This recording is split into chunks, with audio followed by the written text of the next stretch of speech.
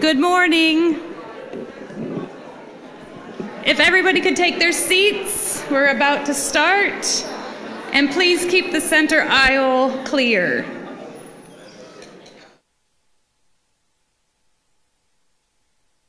Good morning. Thank you for attending Service Dog Class 10 graduation. I'd like to introduce the Girl Scouts for the Pledge of Allegiance.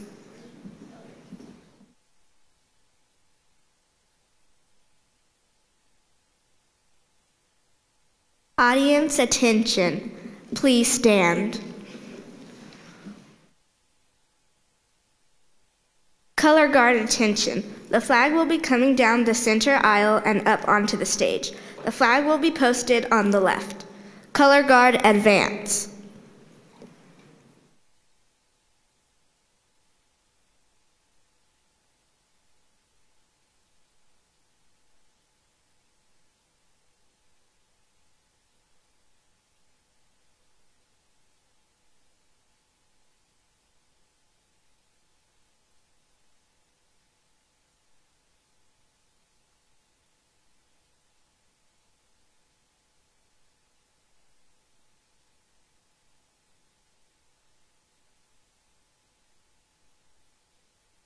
Color guard, post the colors.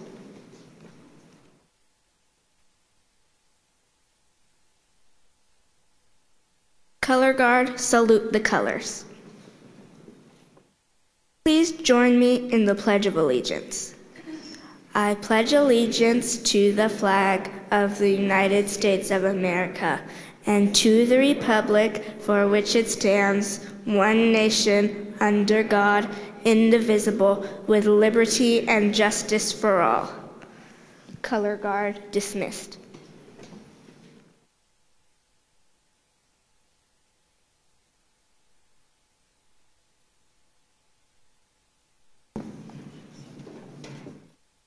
Please be seated.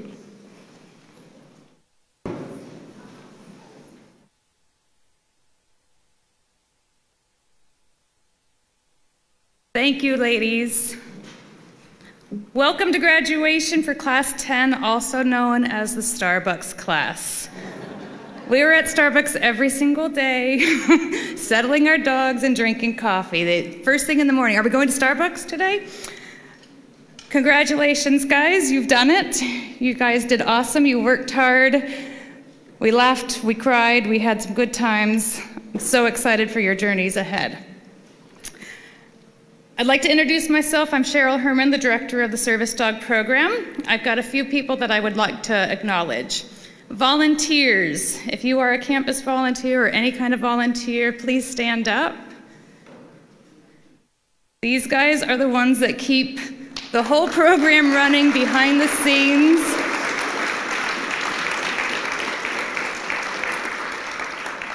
They work in the offices, the kennels, they transport dogs for us. I had somebody drive most of the way to Sacramento, got some dogs, and turned around and drove right back to bring the dogs to campus all in one day. It was awesome.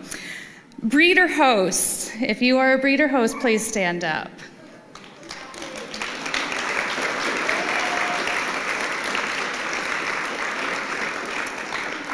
These individuals take our breeding stock dogs, so pregnant mamas and studs, and house them, care for them, feed them, and love them while they're in service for us. Area leaders, please stand up. I know there's a few of you in here.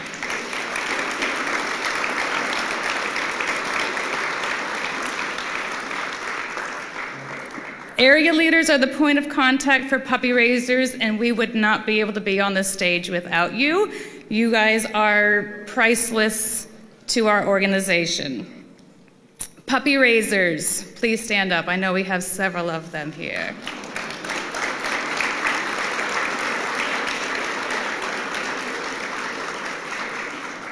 These people have taken a puppy into their homes, poured their heart into them, worked hard socializing, teaching home behavior, and when the puppy was just perfect, we said, okay, we'll take them back now. Thank you.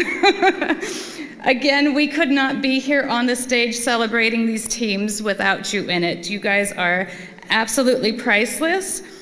Those of you who have raised probably have had some career changes in your life that are possibly on your beds or on your couch. I have two at home. Whether they're working or not, they have absolutely changed somebody's life. If not yours, I'm sure hundreds of people that you've come in contact with them. So just because they're not on the stage, they are just as valuable to us. Thank you to those career change puppies. There's another group of people that cannot be here, our incarcerated trainers in the facilities that let us have the prison program. Without you guys, we would not be able to be where we are today. These dogs have gone through up to a year of training with these incarcerated trainers. They have changed their incarcerated trainers' life, and we get the pleasure of working with them and seeing that program grow. Again, thank you.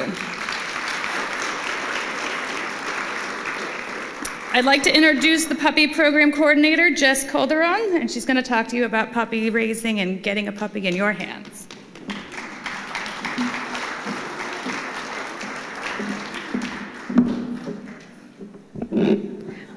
Have to lower it because I'm a little shorter. But hi guys, if you don't know me, I'm Jess. I'm the puppy program coordinator here at Guide Dogs of America, Tender Loving Canines. For most of you who are puppy raisers or who have puppy raised, I probably called you and inundated you with requests to take a puppy. So I want to say thank you for those of you who did. You guys are very valuable to me and couldn't do it without you. Also my area leaders as well.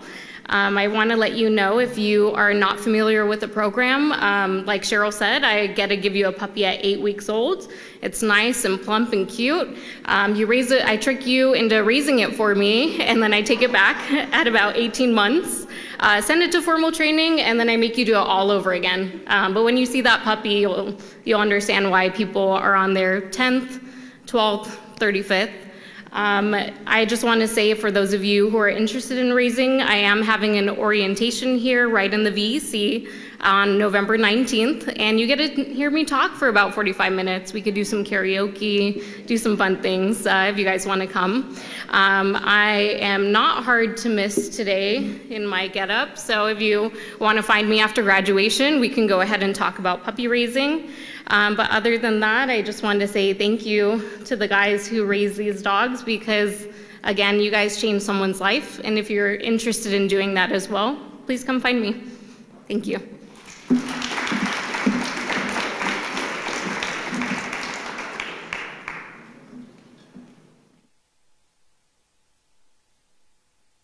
Now on to the graduation. I'd like to introduce Russ Gitlin.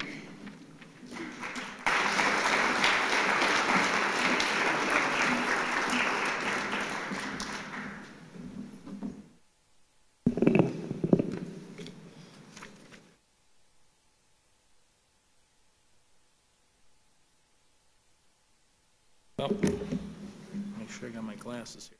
Without those, we're not going to have much to talk about. There's a lot to talk about, actually. I traveled last weekend, but I got back and was able to spend quite a bit of time with these folks. And how about it? Big round of applause for these graduates. They worked hard.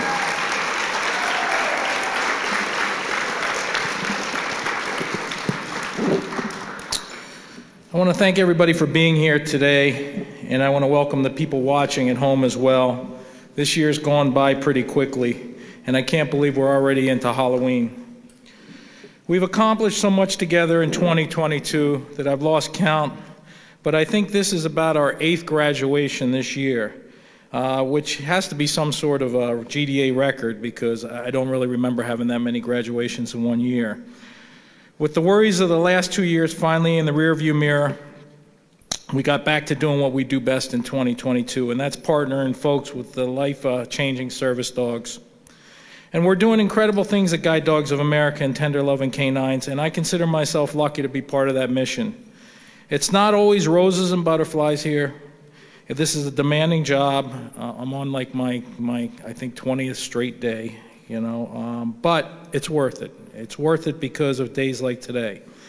I tell my staff all the time this isn't a typical 9 to 5. Our mission demands more than that. But the result of our efforts is moments like today where we turn these beautiful service dogs over to some incredible people.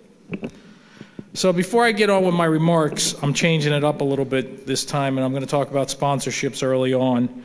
We have a few sponsorships we'd like to acknowledge today. A team sponsorship is the highest level of sponsorship, and today we would like to thank 2 good friends and major contributors to our school.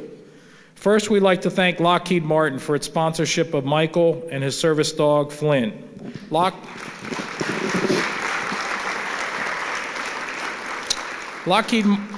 Martin Corporation in the community social impact program focuses on support for veterans and the military community. Lockheed has been supporting us for many years, and their continued contributions to our school are greatly appreciated. They were not able to send a representative today, but send their congratulations to Michael and Flynn and thank Michael for his service. How about another big round of applause? Sandy Bennett, my friend, our friend, who lives in Kentucky, also has provided a team sponsorship, this time for High and service dog Tang. Sandy's husband, Otto, who was in the Marine Corps, and Sandy wanted to honor his memory by awarding this sponsorship to a fellow Marine. Thank you, Sandy and Otto, and thank you, High, for your service. Semper Fi.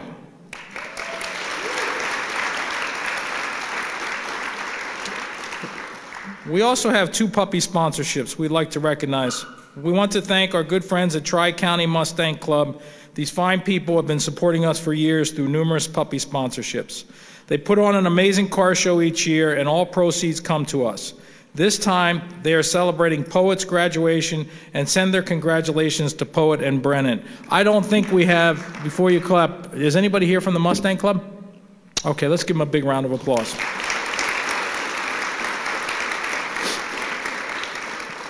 LA Breakfast Club are always generous, and they just do amazing things for GDA. And I think we got quite a few representatives here.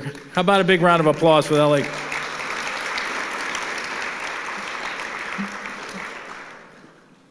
Listen, we're getting our stuff together with this new program with TLC, and sometimes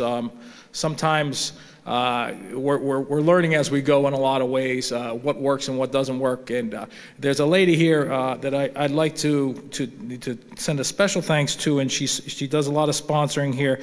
But we'd like to thank Linda Ruggles and her family for their sponsorship of Nero, who's going to graduate today. How about that?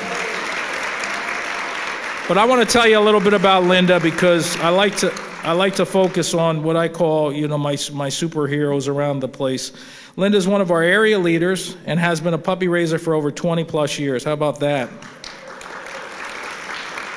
And if you don't know Linda, she's what I call one of our superstar volunteers. When I talk, quite frankly, when I talk about a village, she is it. Linda's one of those people that make this place run.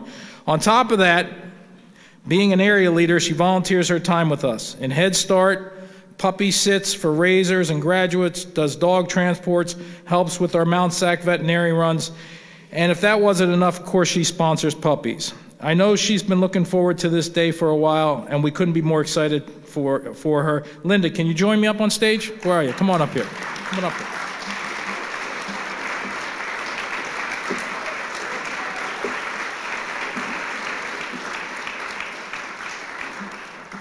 This is a big day for her. Her dog graduated, so he was about to graduate. So how about a big round of applause? Thank you very much. And that's for Nero. You want to say anything? Are you good? All right. I never pass up the opportunity to speak with a microphone. I really am very excited about this. I'm so excited for Kathy, who raised Nero. She did an awesome job. He was one of my first puppies in my first puppy kindergarten classes that I ever taught. So, and right before COVID, I mean, we got about 3 classes in, and then we had to get creative. Anyway, I'm super excited. I love GDA. I love all the things I get to do for them, and thank you everybody for being here. This is a good crowd. It's a good crowd. Thank you. Thank you.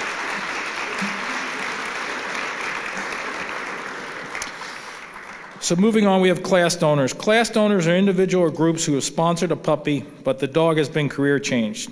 Today we'd like to thank the Ethel Friends Foundation. I'll bring them all, I'll say them all, and then we can clap for them. Susan Hoffman and the Nicely Family Foundation for their puppy sponsorship and continued support. How about that? So I started to tell you, normally I sort of write down exactly what I'm going to say so I don't mess up, because I always get in trouble for messing up. But I am going to kind of speak from the heart a little bit. These folks.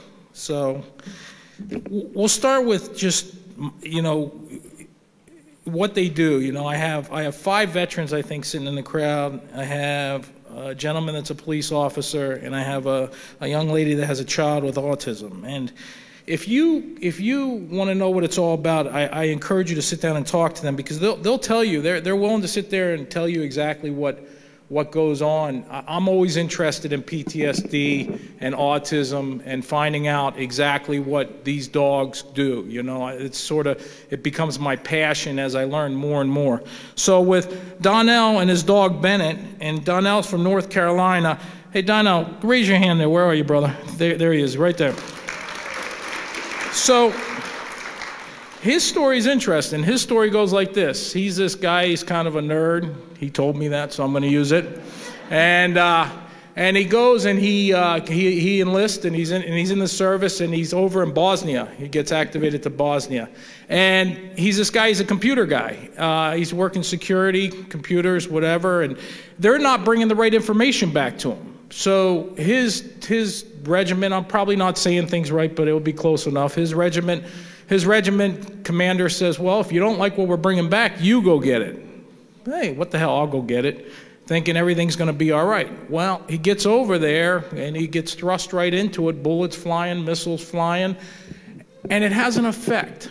And when I said to him, can you explain to me the effect? Explain what PTSD is to me in your world. He says, Russ, it's like this. When I go into Target, he says, I'm all right as long as I can see that exit sign there. But if I can't see that exit sign, I don't have a place to go. And what the dog has done for me, because one of his tests was actually to go into a Target and go to the back of the store and be able to get out from the back of the store without falling apart. Well, he got to the back of the store, and it was pretty emotional for him. And he said, and I looked down, and Bennett is looking right at me. And Bennett is, what he's doing is he's bringing me back to present day. He's bringing me back to, I am here, I am alive, everything is okay. I'm okay, you're okay, watch me. And the dog watched him the whole way out of the store. He hasn't done that in forever. How about a big round of applause for that team?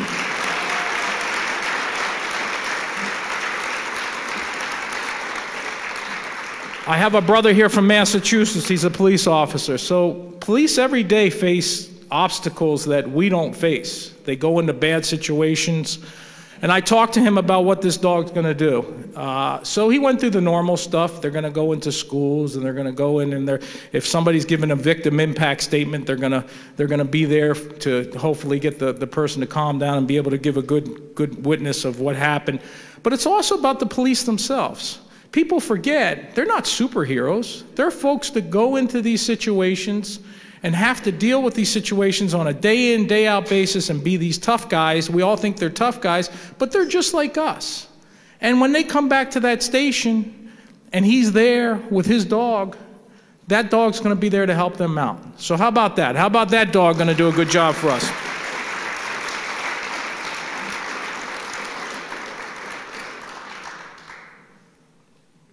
I want to talk about Hi. Hi was probably one of the most emotional for me. Jeez. Where are you, brother? Raise your hand. 4 deployments. 4. Big round of applause. So I talked to Hi, and I said, Hi, tell me about the dog, what it's doing for you. He said, it's simple, Russ. He says, when I got here, there was 15 dogs. 15. And he said, this dog picked me out. This dog came up to me and put his head on my shoulder, and I saw Hai smile like I'd never seen before. He smiled and he was like happy, and he says, I haven't felt this in a long time. This dog is the dog I want. They matched him with this dog. It's a great match. He's going to do wonderful things. He says, I look forward to the future now. How about Hai? Then you got my friend Brennon over there. So let's talk about Brennon. Where's Brennon? Brennon, raise your hand. There's Brennon. How about a big round of applause for this guy, firefighter, EMT. I says, tell me about the PTSD. He says, it's simple. He says, I joined up, and my very first thing that I come upon is a family that got expired in a car. And he says, I just something that stuck with me. And he says, and then I had an accident where one of the fire trucks I was working on blew up. And he says, it was just a lot. And he says, you know, I'm so grateful to be here. He says, I have been inside now a long time, and this dog, I know this dog's going to get me outside. I feel it already. I have been outside more now than I've been outside in a long time. How about it, brother? Big round of applause for that gentleman. We got Holly here. Where's Holly? Holly, raise your hand. Beautiful lady there. Going home with a dog for her son Liam, who has autism. And you know, she's a little different than the rest of these folks because she really hasn't experienced what her son's about to experience, and she'll experience her reward when she gets home and her son is just waiting. Drew a picture. She showed me a picture the other day of the son Drew of the dog, and it's just so exciting to hear the stories when she goes home how her son is going to really adapt to with this dog, and she's looking forward, and I'm looking forward to the stories. Big round of applause. She's about to graduate.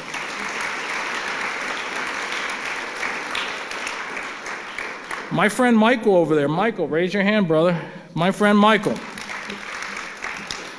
Michael and his dog Flynn. Michael had a whole different experience. So Michael's experience was he is a pastor. He's a pastor currently, but he was a chaplain in the service, and it was just striking to hear what chaplains deal with. You know, you think of chaplains, you think of niceness, but truthfully, what they're dealing with, because. And I hope you don't mind me saying this, but with the chaplains in the service, they get told everything. So if somebody has a problem, they go to the chaplain. Why do they go to the chaplain? Because if they go to a psychiatrist or they go to Army base commander or something like that, it goes in their jacket. But if they go to their chaplain, he's not going to say anything. So he's the busiest guy on campus, and you can only imagine the things this guy heard on his tour. He's here for a reason. He's here. He's heard a lot of stuff. He's helped out so many people. There were 800 people flying in and out of that base. Some people that didn't make it, and so on and so forth. How about he's a real true hero? How about big round of applause? Who am I missing over there? Am I missing anybody over there? Am I missing my friend over there? Those of you that don't know, I have my superstar here, who is Lorelei. I don't even need to read to talk about Lorelei. Lorelai's pretty simple stuff as far as what happened with her. Lorelei went over to war, and they always say, you know, women aren't on the front lines. Well, this woman was on the front lines, and she was a translator, and she got hit. She got hit with some sarin gas and some other stuff that gave her some problems, and when she came back, she didn't really know what was going on, and life was getting in despair. And Lorelei turned around and went and started seeing a psychiatrist, and what happened was the psychiatrist finally said, you need to get a dog. And she said, a dog? I can't even take care of myself. You want me to get a dog? And she was kind of in her house the whole time, and so on and so forth. Well, she got a dog, Orbit, which was from GDA, by the way. And Orbit brought her out of her shell. Thank God. She's a beautiful woman. We love her. She's our superstar. I bring her along. She's crying. She gets me crying. She cries all the time. I said to her, we were at a thing in San Diego together, and she says, you know, Russ, I'm going to cry. I says, that's all right. My money's going to come in a lot better when you start crying. Go ahead and cry. So she laughed at that. So, but she's going to talk to you guys today, and she's a big support system for us with the veterans. Thank you, Lorelei. I much appreciate it. So I just want to say thank you to the staff that worked with these folks all week. It's a process to get it here. It involves GDA and TLC staff. One last round of applause for that staff that made all that happen. So meeting these folks and hearing their stories is powerful stuff. You know just by looking at them, you couldn't tell these folks are veterans. They just look like any other civilian. But when you go and you talk to them, it hits you. You listen to their stories and you realize you're in the presence of a true hero. They weathered some of the most unimaginable things known to man, missiles, bombings, you name it, things we'll never understand. And that's the thing, you know. We can try our hardest to learn about what service was like or learn about PTSD, but we never truly can put ourselves in their shoes. The same goes for autism. The challenge these parents face, the uphill climb these children have to make are something you truly can't understand unless you lived it. And what's worse is that there aren't really many options out there for help. They face this seemingly insurmountable struggle, and first reaction is to put them on a bunch of medication to mask the problem. And when the meds don't work or the therapy doesn't help, and then they're all out of options, they are left without the most important thing of all, and that's hope. Well, that's where we come in, guys. While we might never know what it's like to walk a mile in their shoes, we don't have to. Our job is to understand, our job is to help. Isn't to understand, it's to help. I've had enough of this personally. I've had enough of hearing about how service dogs are the last resort. Working together, we're going to fix this. We're going to let every veteran, every child with autism, and every person who's blind know that even in their darkest hour, there's still hope. And that you can always come find a guide dog. You can always come find it at Guide Dogs of America and Tender Loving Canines. Look, folks, in order to get where we need to be, we're going to need your help. For those of you who have never served personally, I look at this as a way for you to give back to your country. These veterans, they've done their job, and now it's our turn to do ours. To everyone who makes this program possible, thank you. All of our puppy raisers, volunteers, donors, fundraisers, we could not do this without you. If you aren't involved with our program, we never say no to any extra helping hand. We have Las Vegas coming up, guys. It's a way to raise money if you want to come to Vegas. Through the 17th, through November 17th through the 19th, there's all sorts of events going on. It's going to be, we do a clay shoot, we do a car race. We're going to actually, they're going to let these guys go out with Lamborghinis and stuff like that. We're gonna do a golf tournament, and then of course we're going to do a black tie event on Saturday night, and it's a good time. So if you feel like joining us, please do.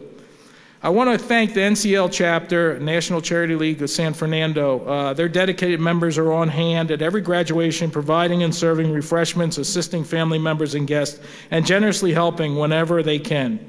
Thank you to NCL. Where are they? Can we stand up? They're back there. Thank you. As a final reminder, we can only provide these amazing dogs with the support of thousands of individual foundations, corporations, and organizations. And for this, I would like to thank you. Now, we have a special guest here today. So I'd like to invite him up on stage. Patrick Acuna. I had the great honor of meeting him a couple weeks back, or a week or so back. And Patrick was an incarcerated trainer. And he's here to talk to you today, and I asked him to speak from his heart, so that's what he's going to do, I'm sure. But I want to give a big, warm welcome to Patrick Acuna.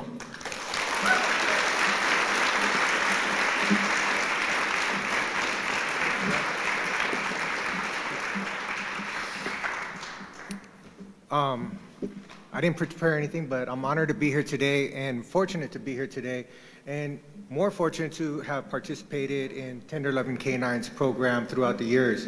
And some of the dogs here that I know personally, and I knew Orbit, and was able to work with those dogs. But what I wanted to tell you today is that these dogs have helped me personally, and it's important for me to be able to see the end product, to know exactly why I'm doing what I'm doing. But at the same time, I get just as much, if not more, in training a dog, because they're with me when I'm dealing with my insecurities, with my times that I'm struggling with PTSD from traumatic events in my life that not only brought me to prison, but continued while I was in prison. So to be able to stand here in front of you and just to let you know what you do for us in there is that when we work with these dogs, we're one less criminal. And if there's one less criminal, there's one less crime. And I just want to thank you all and let you know what you guys are doing for us.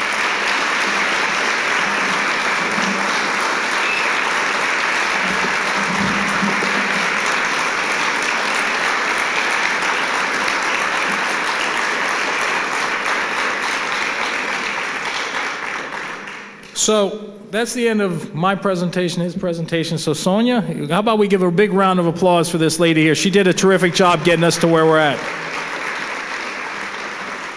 Do you need this? I'm definitely shorter than Russ. Woo! Well, that was a lot. Hi, everybody. Good morning. Thanks for being here. Thanks for all you did. You made this happen, all of you. Each one of you. Well, I'm going to introduce myself first. I'm Sonia. I'm a service dog trainer with Guide Dogs of America and Tender Loving Canine. And together with my partner, Nicole, we run the prison program up north. I, again, want to thank you for joining us today and help us celebrating these guys. This class, number 10. Before I call them and I tell you a little bit more about them, I just want to have a couple of words for them. I just want you to know, guys, how I am proud of you, how we all proud of you. But I want you to think about it and make sure and tell you how proud you need to be of yourself. We are here to celebrate them today, and we are so excited to see dogs that we raise, dogs that we train, whatever you guys did for them. But this is hard. These guys came here for 10 days without knowing us. They trust us. We became family. We surely did. We did a lot of Starbucks. We had a lot of coffee.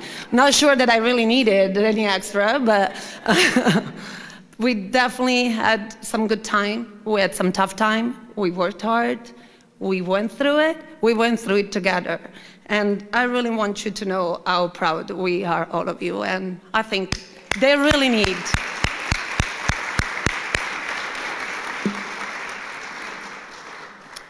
It has been an honor to be part of your journey, and it's also been a lot of fun, as I said. I will not forget these 10 days together with you. And this is not the end of this journey. This is the beginning. This is just the end of these 10 days. You guys are ready to go out and have a new life. That's hard. We're going to watch some slides. I am so appreciative Bree and Mariah were able to put together some highlight of our week. I'm going to see how we can get that. And I'm going to go on the side so you guys can look at it. And this is our group class picture. You have a 3 instructor on the back, 6 of our students of class 10 sitting on the chair. We have 3 dogs laying down and 2 dogs sitting in a between their legs. This is Brennon and Poet. Brennon and Poet are sitting on a bench here on campus. Poet is modeling our service dog vest. And this is Poet. We have Poet sitting all grown up on the left with her service dog, and then the little Poet puppy on the right. This is again Brennon and Poet. They are sitting on the bench, and Poet is doing a lap on Brennon. And this is our grooming area on campus, and Brennon is brushing Poet and make sure that her shiny coat, her black shiny coat, looks good in picture. And then this is one of our outing, our favorite outing. This is Venice Beach, and this is Brennon and Poet just standing and looking at the smiling at the camera. And they're on the beach, and we can see the ocean on the back. This is Poet Brennon. They are on the beach, and there were 2 big dragon statues. Not sure what they were there for, but we thought they were really cool, and so we took a lot of pictures with those. This is Brennon Poet. Poet is sitting in front of Brennon while Brennon is looking at the ocean and the horizon. I think he was looking for a new start. This is David and West. West is a yellow Labrador, and he's sitting on a bench with David. They're looking somewhere. I'm not sure where they were looking. Not definitely at the camera, but they're looking. That's a big picture of West on the left, so proud of his vest, and little puppy West on the right. This is Dave sitting on a bench hugging West while West is trying to do something else. And this is our grooming area. We always spend some times in the grooming. Grooming is a good time for bonding. And they are staring at each other. I'm sure Wes is thinking like, keep doing it, man. Don't stop. Keep brushing. Keep working. This is again at the beach. We loved our Venice Beach outing. And they are sitting at the beach and they are on the sand, and on the back we can see the ocean and some surfer behind them. And then finally we got the police officer to smile at the camera. We got it. This is Wes and David smiling at the camera at the beach. And now they are on the beach. David and Wes, they are looking at each other. They are in a good symphony. And this is Donnell and Bennett. They are sitting on a bench on campus. Bennett is very proud to wearing the vest. This is a big boy Bennett on the left. He always have that chest, proud chest out for sure. And then little puppy Bennett. This is Donnell and Bennett. Donnell is sitting on the bench and Bennett is on his lap. And this is Bennett trying to get into the camera. This is a close-in picture of Bennett while Donnell was sitting on the bench, and I guess Bennett felt the need to investigate a little bit closer. This is our fence area here on campus. Donnell and Bennett were just having a good time. They're both sitting. Bennett is sitting in front of him, and I think Donnell was trying to give him a treat while keeping him sitting and holding that sit. This is Bennett. He's smiling at the camera and is on a bench, and that should be Venice Beach. We were on a break. Actually, we were looking for a phone that we found. Incredible story. I will ask Donnell about that after if you have time. This is our Venice Beach outing. Donnell and Bennett, they are walking together. They're looking at each other. They have that connection. That's what we want. That's what makes it magic. This is Hai and Tang. They are sitting on campus. They are sitting together and they are getting ready for this new journey. Tang is modeling his new vest and make sure that Brie got a good shot of him. This is Tang on a grooming table, and Hai is enjoying him, brushing him. He's looking at the camera and make sure everything is going well. This is again our outing at Venice Beach. Tang is standing in front of Hai, while I was looking at the horizon and the ocean. This is Venice Beach. We were working, I think, on some good control. Probably some big distraction were about to come. They're together. Well, Tang on the beach, lay down on the wet sand with the ocean on the back. And this is Hai and Tang sitting together. We were on a break. We're not talking about what is behind. We're all on the phone. That's an instructor and the police officer checking. This is Holly and Friday. Friday is a yellow lab female. They're sitting on a bench together. Holly smiling and hugging Friday. And this is Friday. She's definitely our photogenic in the group. She's good with pictures. She's sitting and modeling our purple service dog vest. And this is adorable picture of Friday as a puppy. Our grooming area. Friday's making sure everything is good on the kennels. She's looking at the kennels while Holly was grooming her. This is definitely Friday offering a bow between the two big dragon statues on the beach. And this is Holly and Friday probably talking at each other and figuring out how it's gonna be. What's next step? They're sitting on the beach with the ocean on the back.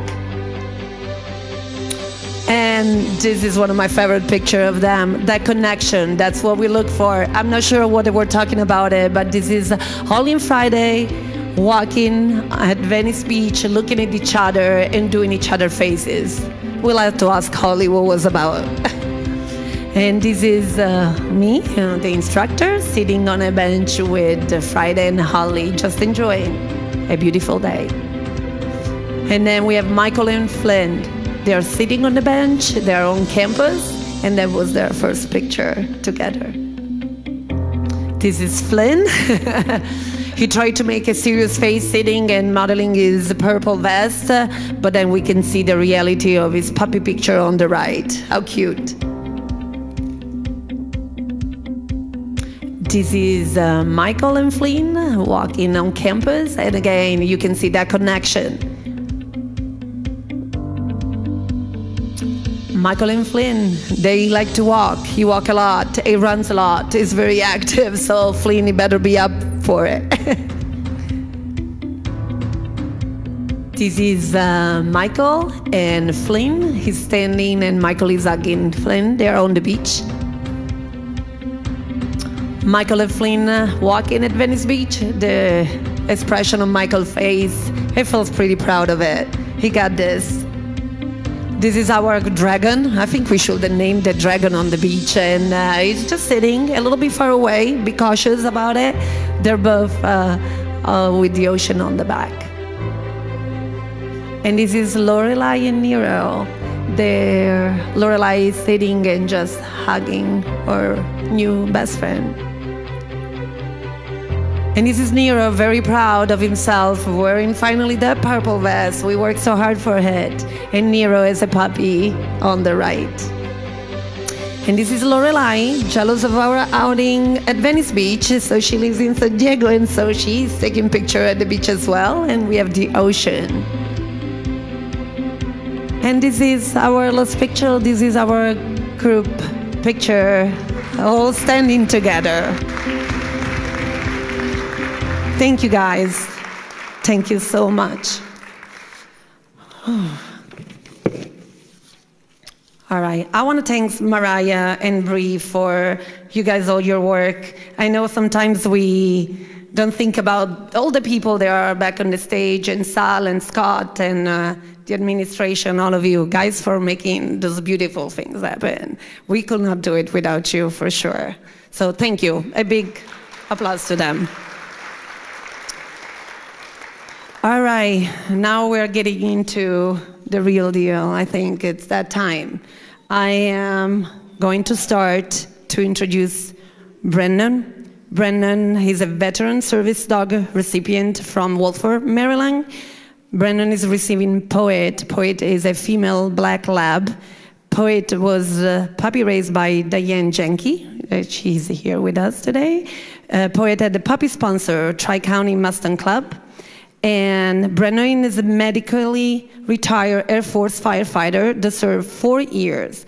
Brennon served in Korea as a special operation crash and rescue firefighter, where he conducted response, mitigation, evacuation, and rescue of passenger and crew of aircraft involved in aviation, accident, and incident. Brennon, please join us.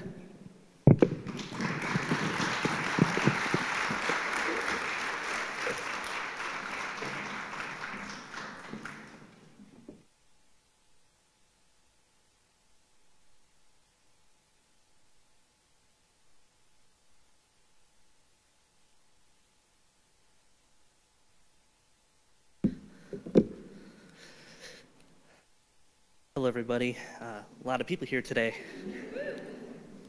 I want to thank Guide Dogs of America and Tender Loving Canines, along with Poet's puppy raiser, Diana, and her incarcerated trainer, for making it possible for me to receive my second shot at life. Poet.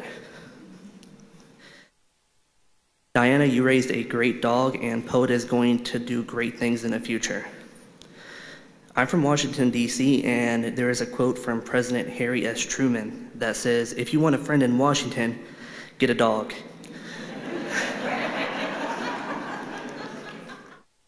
Well, lucky for me, I have a service dog.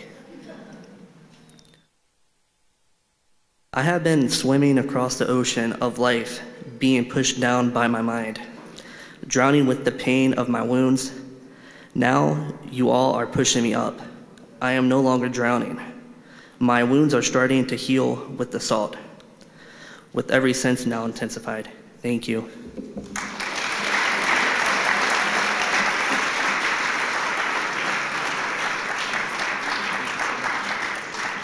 Brennon, thank you so much for your service. We are honored to service you now. Thanks.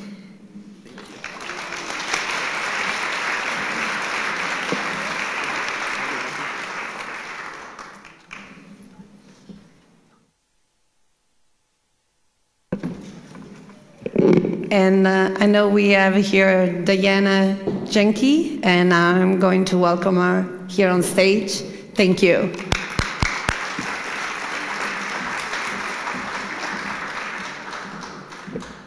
Good morning. Before I say my poem for Poet and Brennon,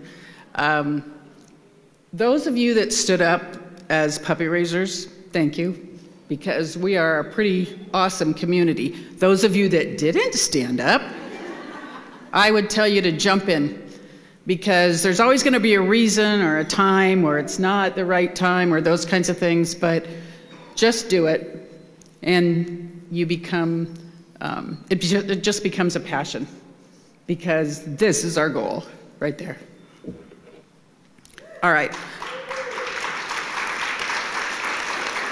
I was doing great until everybody else fell apart.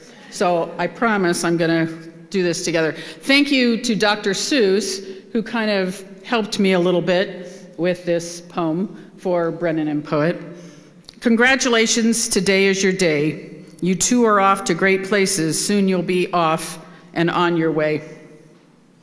Poet was handed to me as the world shut down, a sweet little girl who was really a clown. Her bark is a squeaker, high-pitched and quite loud, but she pranced around happily and was always very proud. Her training was hard and her persistence nonstop. Keeping up with her energy at times was a lot. Yet one thing was certain, wherever we went, Poet impressed and tried hard to be best. I never learned more than when we were together, heading out the front door, no matter the weather. Her confident manner amazed many others, for those who knew her just really always loved her. When her training went wonky, she never let on. She simply would say in her own special way, "Don't worry, be happy, I've got this, Mom." She taught me a lot, this smart giant girl. She and I just kept going, and she taught me to chill. Walking was good for wearing her out. She runs like the wind, her joy never in doubt. Her smile is contagious, her happiness too. Her spirit always soared, and she never was blue. The places we go, she'd surprised and amazed others with how much she knew, sometimes more than the others. Her tail is lethal as it swings back and forth. Hold tight to your glasses and valuable stuff, as she means you no harm, but it's ever so tough to control her emotions and all the other stuff. Her happiness is obvious and always sincere, and it's hard to have a bad day when Poet is near. She is a happy girl who looks for adventures, her fearlessness evident in all that she does. She's clever and silly and loves, loves, loves, loves. A village it takes to raise such a pup. Their help to support both Poet and I was always amazing and always enough. Fellow puppy raisers are amazing and do incredible stuff to support and to raise and to never say enough. In fact, for most of us, taking a break is laughingly hard. because with just one phone call to it we go back, because after all, a break is overrated, you know. That didn't rhyme so much, but. The day of her send-off, I'll not soon forget. Off she walked to the kennel, so happy, and yet she looked back with eyes that said, "Mom, don't cry." "I got this, you watch, I'll be back, you can bet." You see, we gave her the wings she needed to fly with. She passed every test and she flew with the best. Her trainers worked hard to make sure that she soared, and she flew to new heights and her confidence roared. We often get told by people we meet, "I don't know how you do it, but it's really neat." But I like to say that my heart just grows bigger with each of these pups. They are doing their life's calling and learning to trust. I'm just their beginning, who shows them the way. The rest is up to them to learn and not stray. It doesn't end here, as it's just a new beginning. Now Poet has Brennon, and they can start living. His partner for life, his rock and his friend.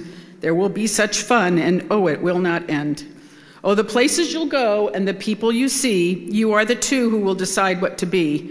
Your mountain is waiting, so get on your way. I'll look forward to hearing all about you and your day. Take care of this girl, she really is special. She loves with all her heart and is always all in. Together, a terrific team you will make. I'll look forward to hearing about the paths that you take. Thanks.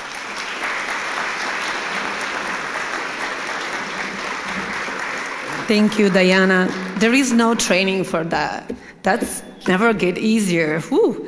All right, so Poet was trained at Mill Creek Prison, and this is the video of his trainer, Joshua Thomas.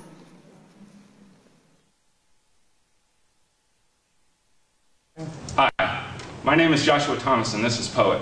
We finally come to our end together and the beginning of her working career. Congratulations to the person who will be receiving her. I hope your journey together is great. It's been a long road and a lot of hard work to get us here.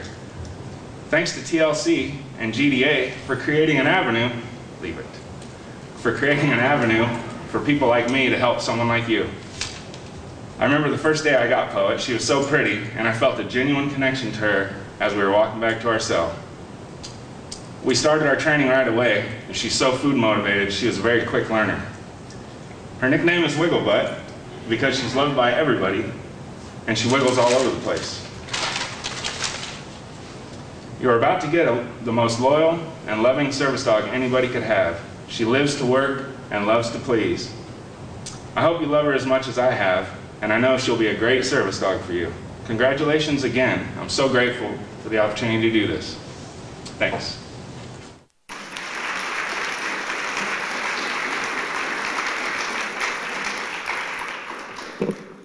And I'm about to come up the next student, Dave.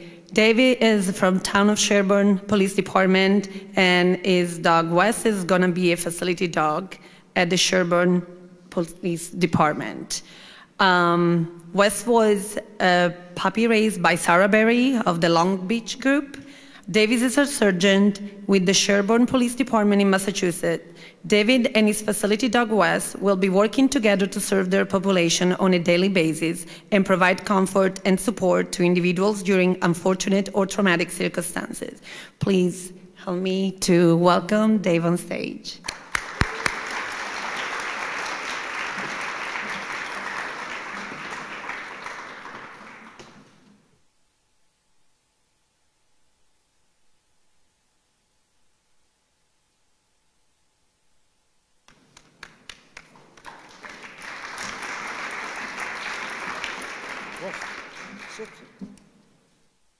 Good morning.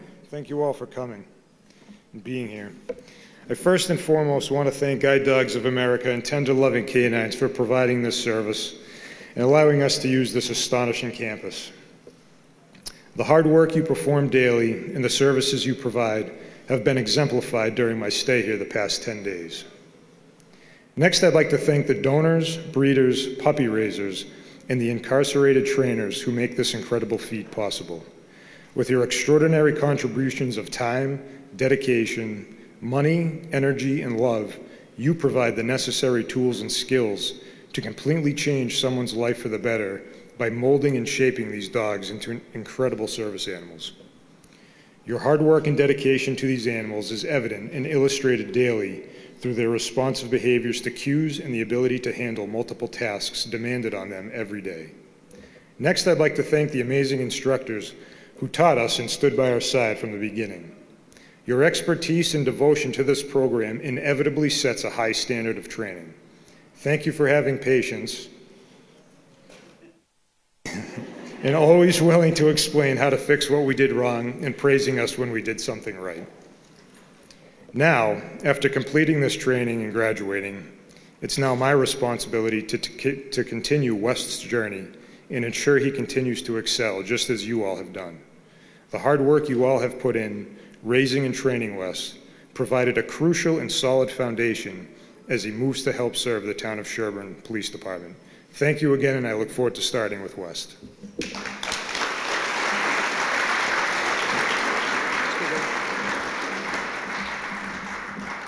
Thank you and congratulations. And it was really hard to drive with the police officer in the car during the outing. I was trying really hard, and guess what? We're not saying him. But anyway, we're gonna move on. My next students that I wanna call here on stage is Donnell. Donnell is a veteran service dog recipient. Donnell is from North Carolina and is receiving Bennett. Right. You see, I got excited. I would like to, Dave Puppy Raiser, Sarah Berry for the Long Beach group. Please, if you want to come here on stage.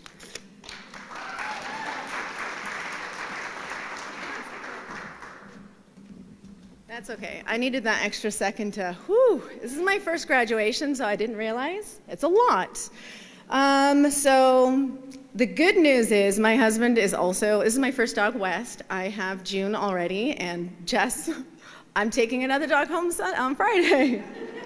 So excited for that. Yes, I said yes.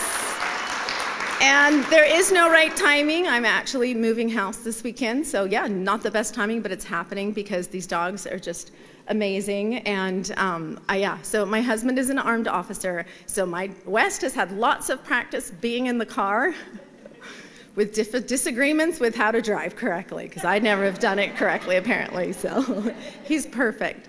So I'm a teacher in Huntington Beach, and the amazing Holly Sjogren started the program at Ocean View School District, and they just took it on, and I was so excited, like, wait, I get to take a dog to work every day and to Target? I'm in.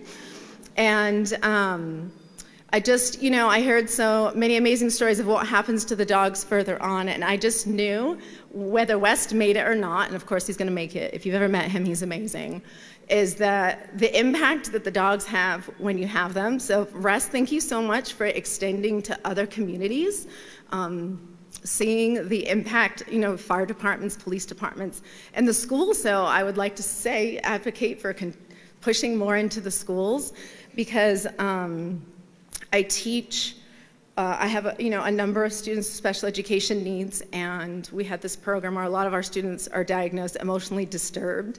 And, sorry, I got this, okay. The impact the dog has in the school is amazing. Like, all the stories you heard, our youth are going through the same things. And to see what, it was West, but it doesn't matter the dog. What the dogs do for these kids are everything, because I'm a middle school teacher, and the students that are dealing with self-harm and trauma and abuse, and the dog provided an opportunity for calm.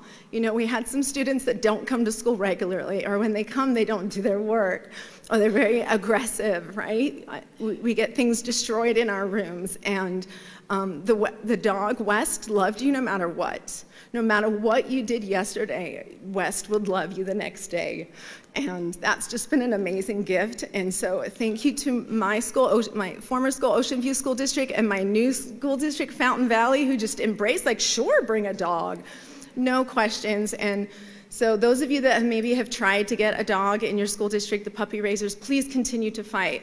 I welcome them to come to my school to come see the positive impact that our students have. Students that don't have friends or anybody to hang out with at school can come to my classroom, and there's a place for you. Someone's happy to see you. If you're having arguments with your friends, you can come in. It's a safe spot because of West. And you can tell West or any of our dogs anything, just like the chaplain story, and then they just hold on to it, and they're going to love you no matter what. So thank you, Guide Dogs, for this amazing program that you have. I know you hear it, but I don't think you really truly understand what it's done for our kids, especially what's going on right now in the schools. It's very hard. So thank you. I'm hooked for life.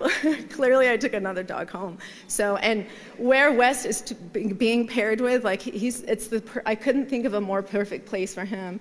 You're gonna love him. Everyone's gonna love him too. So, thank you so much. I did it.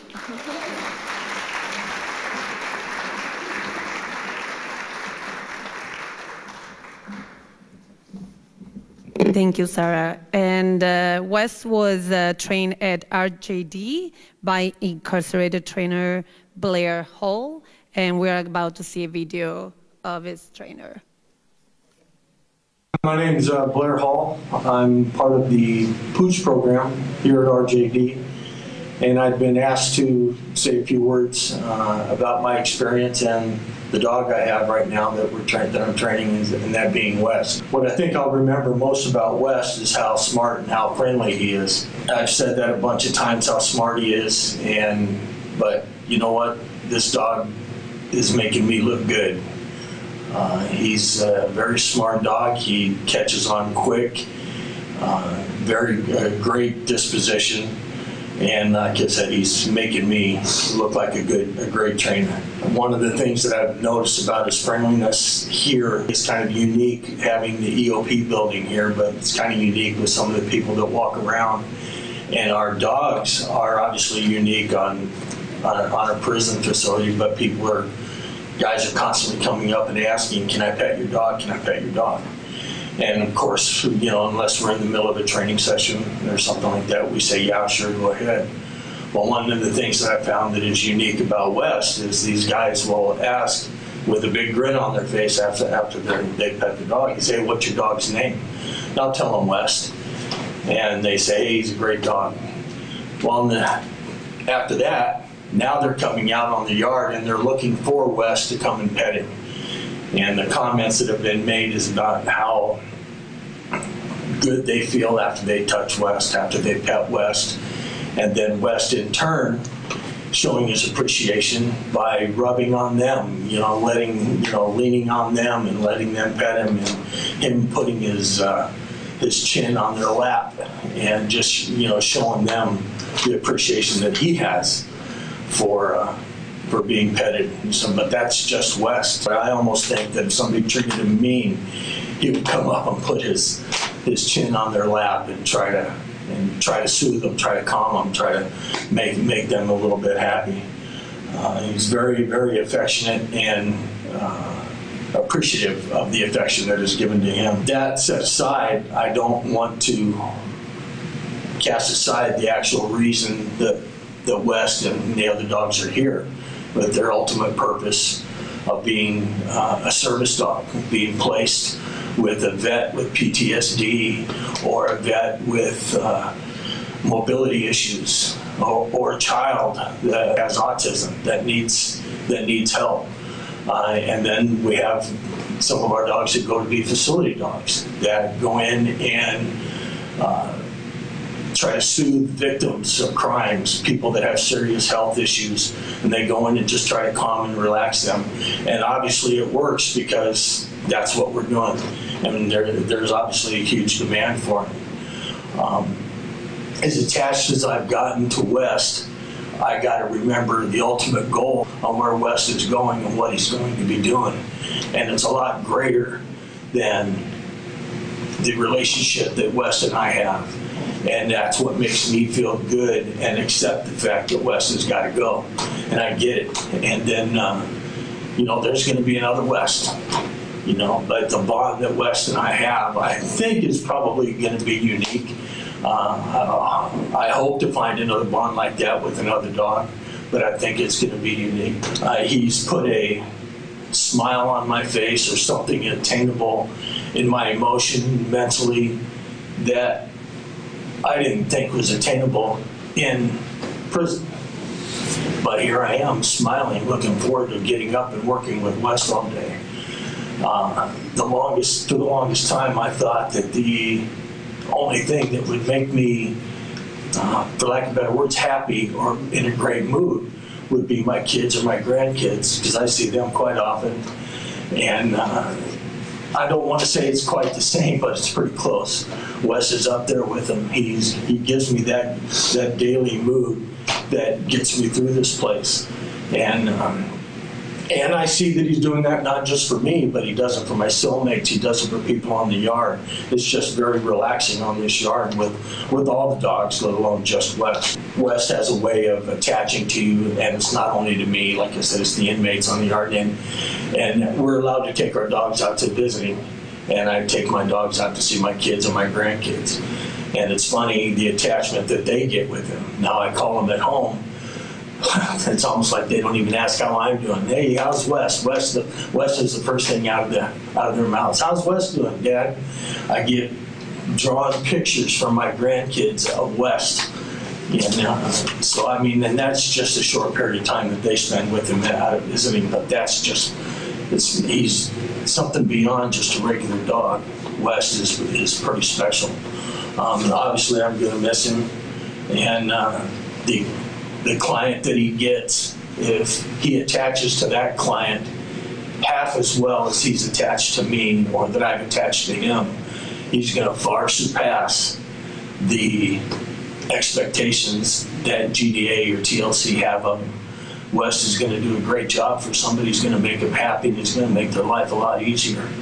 And I appreciate just being able to be a part of that, and I thank GDA, TLC for allowing me to be a part of that, and it's very much appreciated.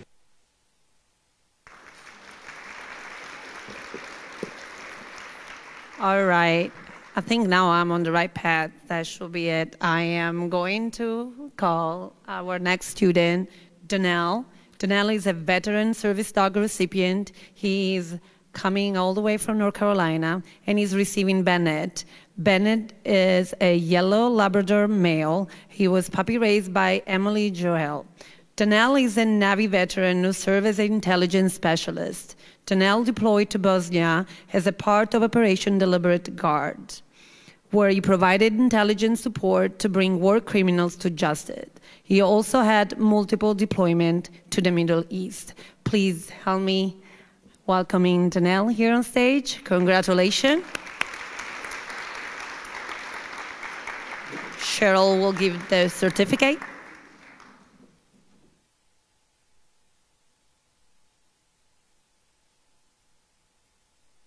Thank you, Donnell, for your service. We are honored to have you part of our family.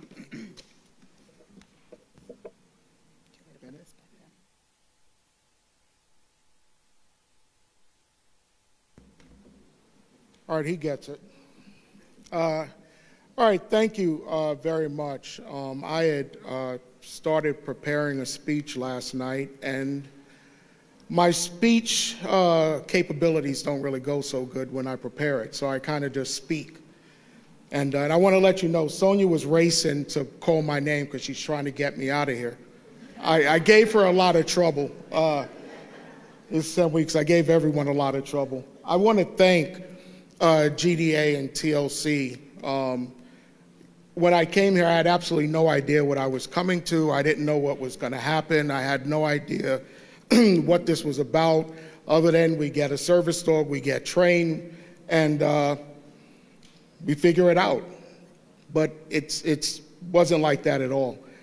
I got here, and it was like coming into some, crazy type of resort, vacation, getaway, and then you do this relaxing type of training, and Nicole and Sonia and Cheryl made sure that we were good the entire time that we were here. I don't know how to talk about GDA TLC, because what's happened here is, I don't know, simply amazing. I didn't know that things like this still existed. The military taught me probably the worst things that could ever happen in society, the worst things that humankind is capable of. And then I come to GDA and I start learning the best things that are possible in society, the greatest things that humans are capable of. This dog has changed my life. When I went to Target, I was stuck. And I had no idea if I could make it to the back. I can walk the front. As long as I'm near the exit, I'm good. I can't go to the back.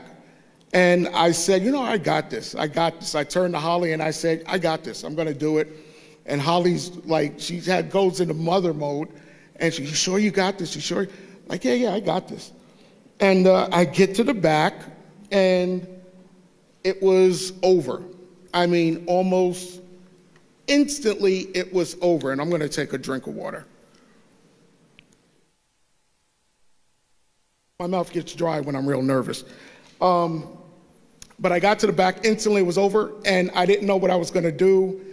And what ends up happening is my heart starts beating crazy, and I just tense up, and standing right there in the middle of Target with Sonia and everybody there, I just burst into tears.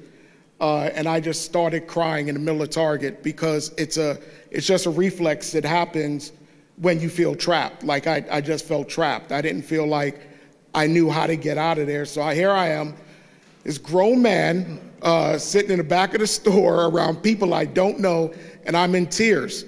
I mean, I am crying. So this guy realizes what's happening, and he's looking at me and he's staring at me. And the VA teaches us mindfulness and breathing exercises and all of these things to bring us back to the present. And in that 1 second, he did it immediately. He brought me back, and he kept his eyes on me. And I never experienced anything like that because he just kept his eyes on me. He would not look away from me the entire time we walked out. He just kept his eyes focused on me. And it just was something that was amazing. And I was telling them, I wrote my doctor, and I told him everything that happened through this week. Just wanted to let him know.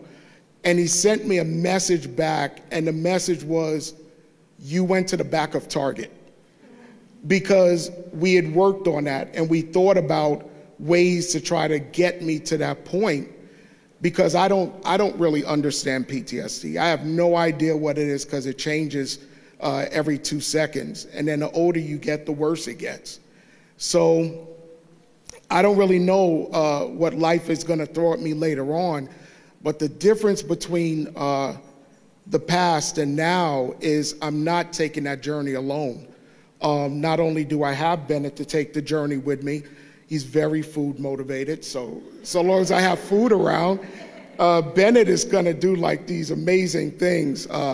Food is his key. But I've also connected with a great group of friends that, we're going to keep in touch if y'all want to keep in touch with me.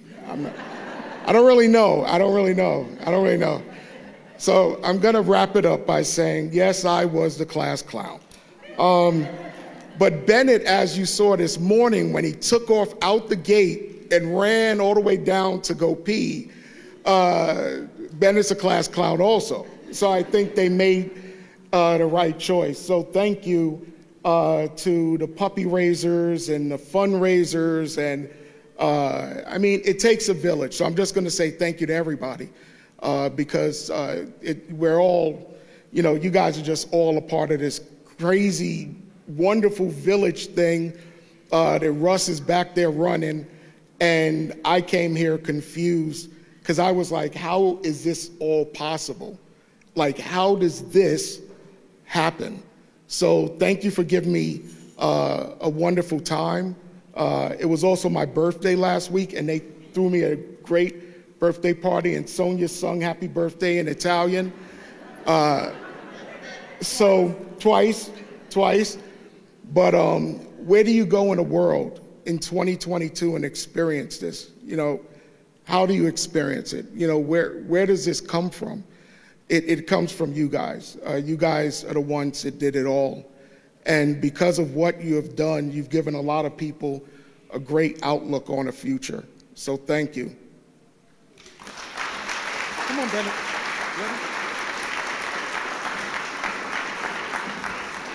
Thank you, Donnell.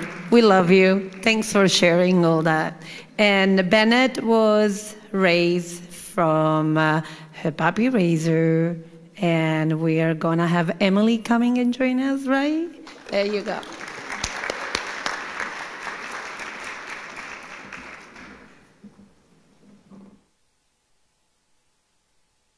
Oh, I'm already crying. So, Bennett was my first puppy.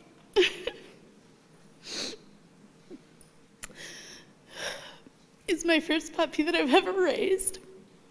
But my history with guide dogs goes back pretty far.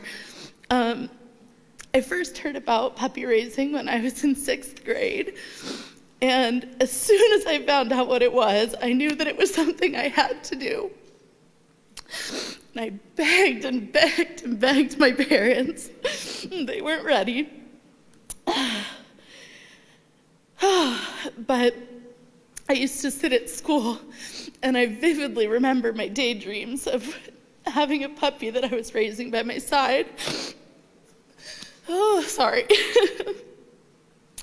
So fast forward to 2020, when I was working from home.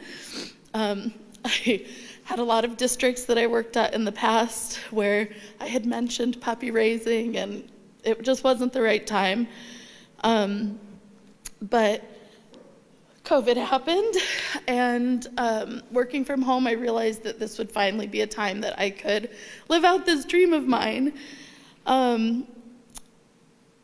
Raising Bennett was one of the most rewarding and also challenging experiences of my life.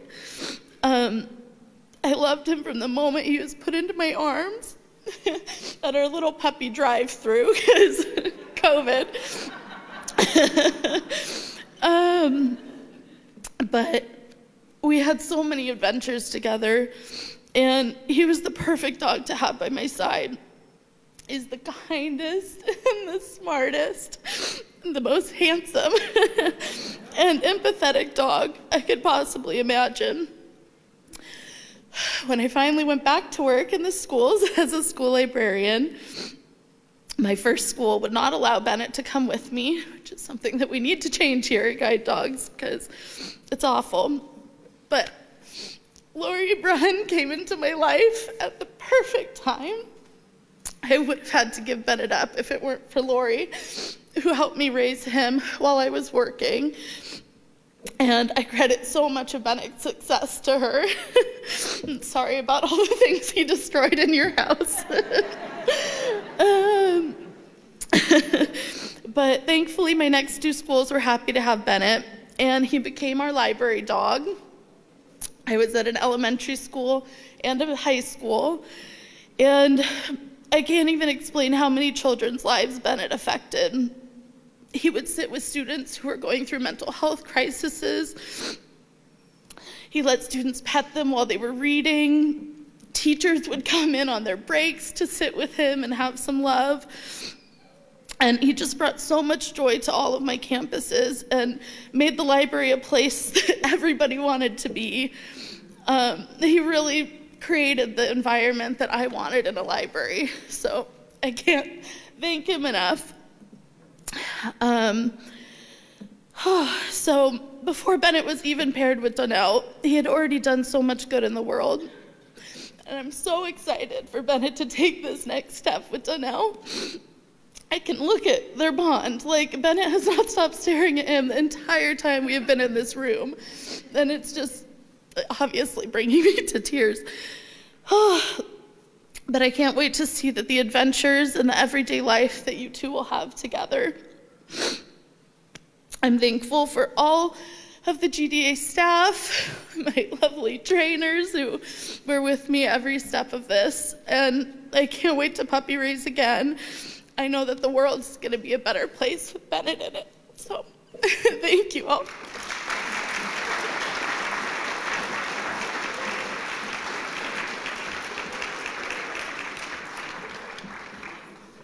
Bennett was trained at RJD, and we're going to watch a video of his incarcerated trainer, Roman Galafate.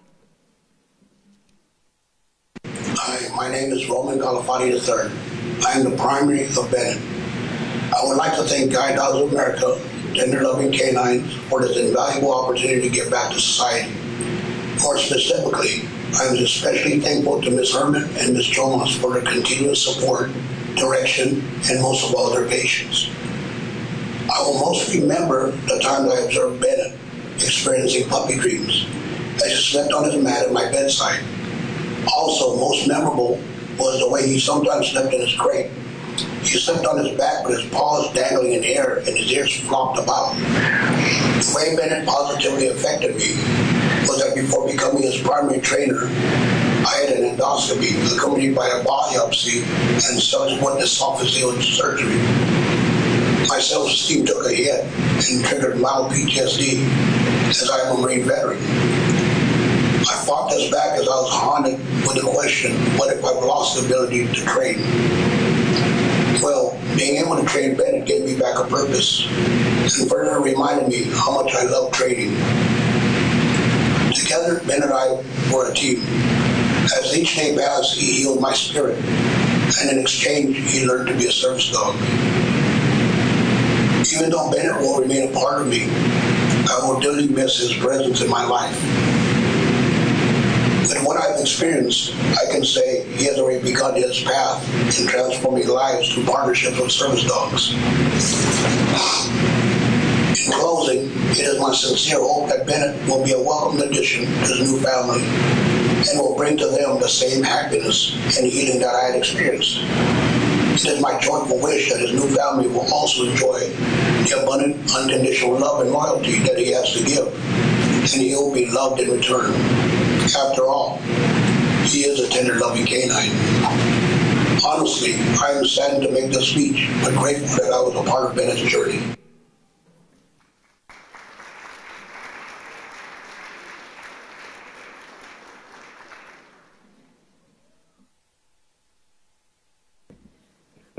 Okay, so our next student, his name is Hai. Hai is a veteran service dog recipient.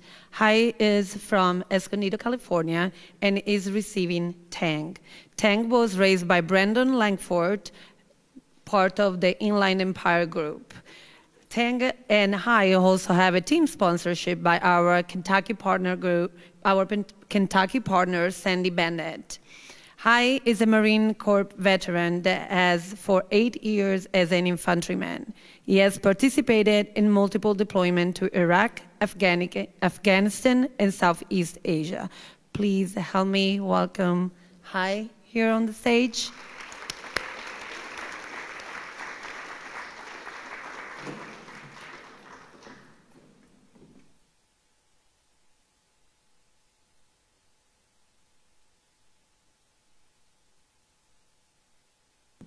Touch.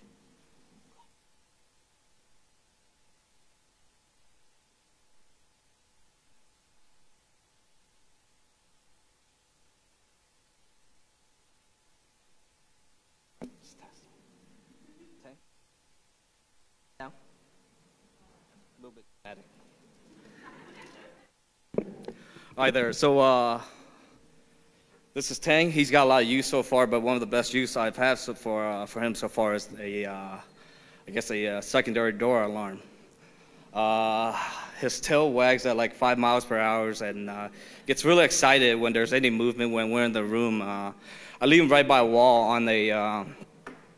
on his mat, and every time somebody, a few times when some of the staff stops by my room, I hear this banging on the wall right before I even hear the door gets knocked on. So secondary to my ring alarm for a doorbell. Yeah, but so a little bit about me. I was a immigrant. I migrated here in 1996 with my family. We relocated into San Diego. It was September 11th, 2001. That was like the first time that I have felt like I was an American. I didn't feel like I was a Vietnamese, migrant anymore. I felt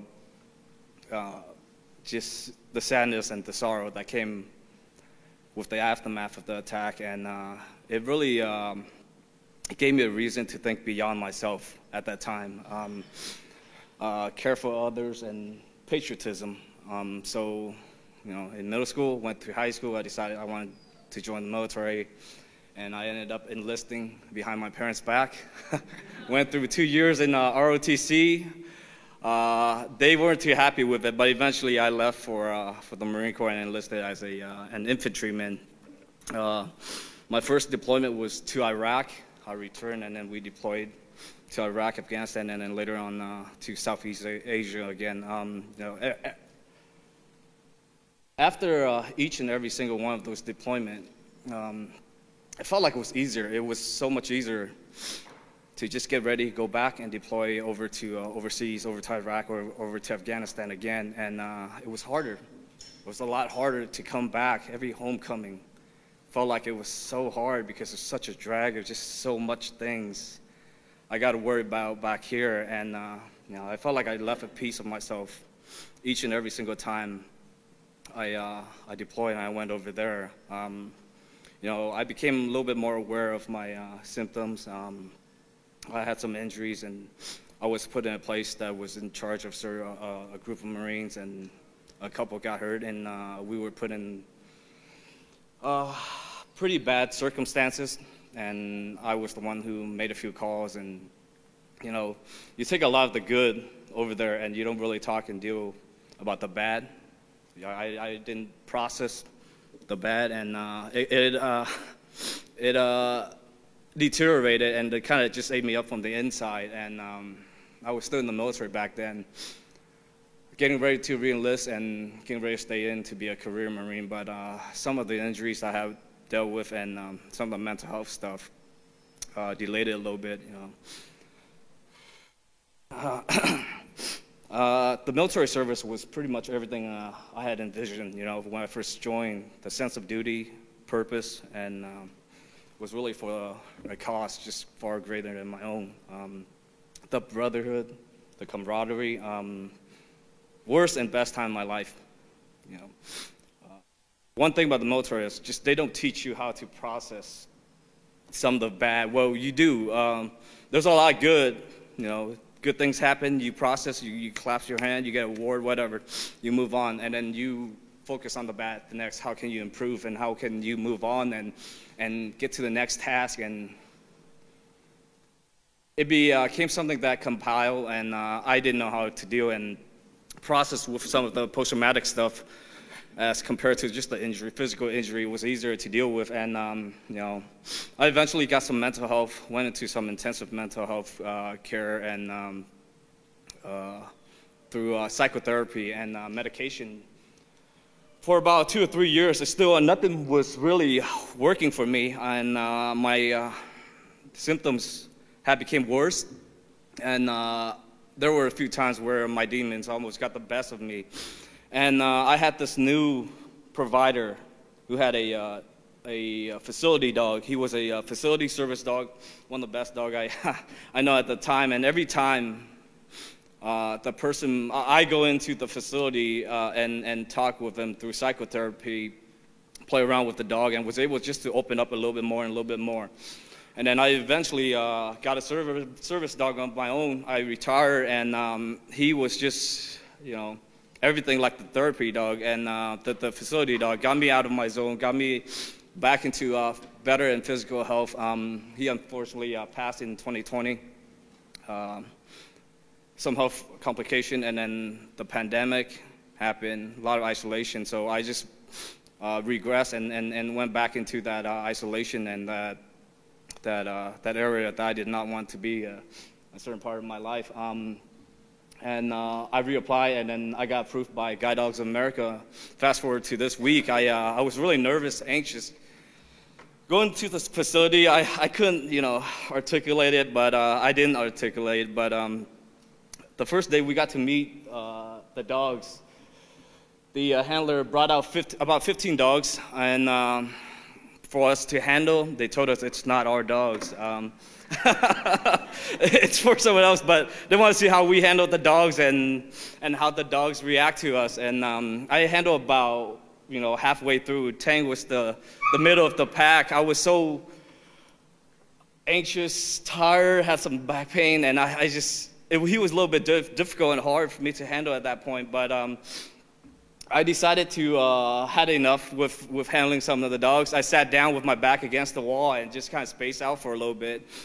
And he was on a leash with me, wagging his tail and looking at me, and I didn't react to that. So he came over here. They have this automatic cue called the hug, and I guess he's really good with it. But I didn't really interact with him. He came over and then he rested his chin on my right shoulder, and in that moment, just everything stopped. All the noise, all the doubt, all the anxiety, all the fear, all the pain, and everything stopped. Space and reality, everything not there. Everything was going to be okay, and it was that quick 5 second, and then I reacted. I embraced him, and his tail starts wagging a little bit faster, and I felt like I had a second wind, second energy to finish the rest of the day. And I told all the staffs, everything that happened here, and I ended up getting a match with him. He picked me. I felt a surge of energy again, and I just came alive again. And the staffs picked that up, and I was originally going to get another dog, but they gave me, brought up the idea of Tang being paired up with me, and I just wholeheartedly agreed with it. And it's been awesome. It's been incredible so far. He's got that automatic cue and his energy that I don't have anymore. I used to have a lot of energy, and I channel. I see everything through him, and I really appreciate it. And I really want to thank Russ and everyone else here who was involved with training and raising him. The Landford, turns out, I got out. I'm into photography. I was in the Marine Corps. I love hiking, camping, and doing a lot of outdoor stuff. I did a lot of that, hiking, camping, photography, when I first got out with my dog. Not so the last couple of years, and I kind of let myself go. My health went to SHIT. But I like to get back to that point again, that healthy part of my life. And it turns out, the Langford, everything just connected the dot. It's like the universe working its way or something, but the Langford was very active. They're outdoor, and they like hiking, camping, riding ATV and stuff like that and then they did it with him. So I'm looking forward to being able to go back to that healthy mentality, healthy, physically, and do that again with Tang. So I really appreciate you guys right here at the Langford for hosting and raising him, and then also the people in the prison who trained and pampered and took care of Tang for me, and then also the two trainers. You guys are fantastic. One is so lively and so energetic and very, very talks a lot to us, and then she's really mean to us, and then Cheryl is that kind and that calm and that focus. They complement each other so well. I love it. They complement each other so well, and I really, really appreciate you guys and everyone here and everyone who's been involved with what I have here, and I am just so eternally grateful right now for a second opportunity with another dog and then another chance at a healthy life. Thank you.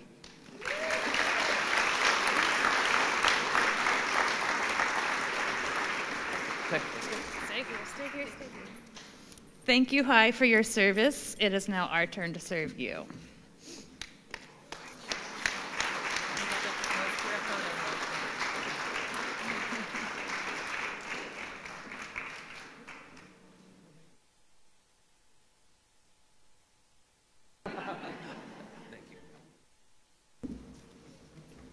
Yeah, sure. Thank you, Hai. We'll have a conversation after. I would like to invite here on stage Tang puppy raiser, Brennon Langford. Please, we invite you to join us. Thank you.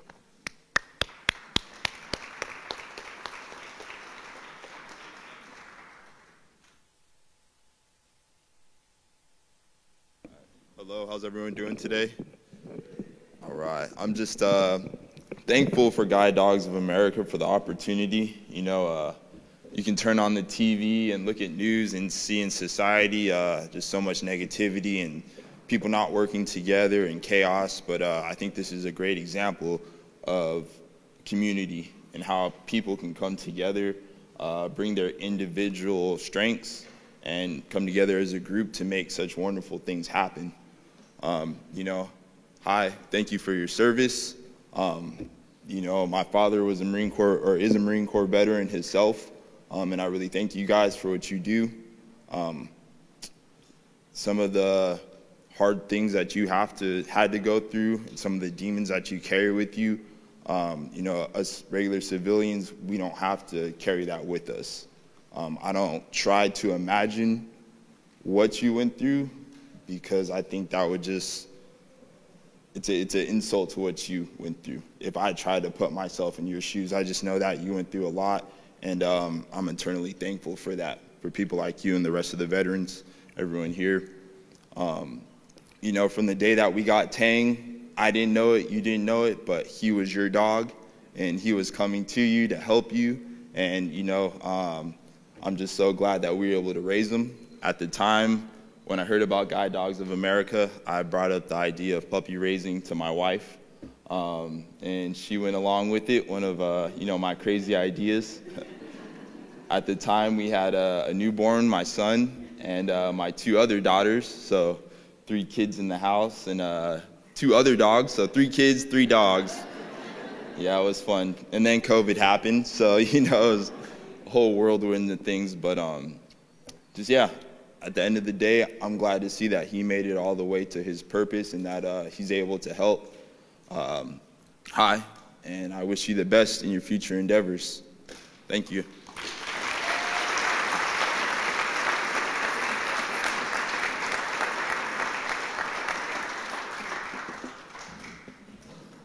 Tang was trained at Mill Creek Prison by his trainer Ramon Taforte, and we're gonna watch his video. The Stoic philosopher Marcus Aurelius once said, "Find your sole delight and recreation in proceeding from one unselfish action to another." For myself, I can honestly say that I found true pleasure in training service dogs, and is without question one of the most unselfish actions I've ever committed. I tried to think of a word that captures how I currently feel, a word that explains the feeling of happiness and sadness simultaneously. I was unable to find any word that describes how I feel about Tang leaving me. Incompetent to express my feelings in one word, I'll use 2. Joyously brokenhearted. I'm joyously brokenhearted that Tang is leaving me to do what he was born to do, be a service dog. I'm brokenhearted that this chapter of his life here with me is ending, yet joyous that a new chapter of his life will soon begin with a new client. Tang has been by my side for the last year, and I know it's a platitude, but he is literally my best friend. I can honestly say that I love him, and honestly believe he loves me in return. Training Tang has been both a pleasure and a challenge. He was nearly 2.5 years old when I first got him, and unfortunately at that age he came with an attitude and a few bad habits. It took us about a moment to bond, trust each other, and get on the same page. After that, because he is so smart and eager to learn, his training progressed rapidly. It is very gratifying to witness Tang drop the attitude and live up to his potential of becoming a great service dog. Tang will be missed dearly, not just by me, but by most everyone here on Sea Yard at Mule Creek. Several people who know that he is leaving have already expressed to me how much they're going to miss him. Tang and I have so many memories together that it's hard to say what I would miss most about him. I guess if I had to pick one thing that I remember most about Tang, is the look he gives me. There's a certain look he gives when you look into his eyes, a look the new client will soon discover. I can best describe this as a look of endearing curiosity. Tang is so loving and eager to please, he wants to be of service so badly that he offers a look of endearing curiosity as if he's pleading with his eyes. Please give me a cue to perform. Please tell me what I can do to make it happen. Whenever he gives me this look, my heart melts and I realize just how much I truly love him. Tang has affected me in many positive ways. He has helped me to replace several of my character defects with spiritual principles. For instance, Tang has helped me to replace hate with love, anger with forbearance, callousness with compassion, irresponsibility with accountability, and selfishness with altruism. Training Tang has been a constant reminder to care about something other than myself, something bigger than myself. I've changed my internal questions from what can I get and how is it going to benefit me to the more important questions of what can I give and how can I benefit others. That's the biggest lesson I learned from Tang, and the POOCH program overall has taught me. They taught me to have genuine concern for the welfare of others, to care about how I can help society, and in what ways I can be of service to others. I learned that I can help others to make an effort at amends for my past wrongs by providing a client with a well-trained service dog. That's why I take such pride in my training. That's why I take such pride in Tang. To the client, I would like to say that I know Tang will bring you joy and fill your heart with love just as he did for me.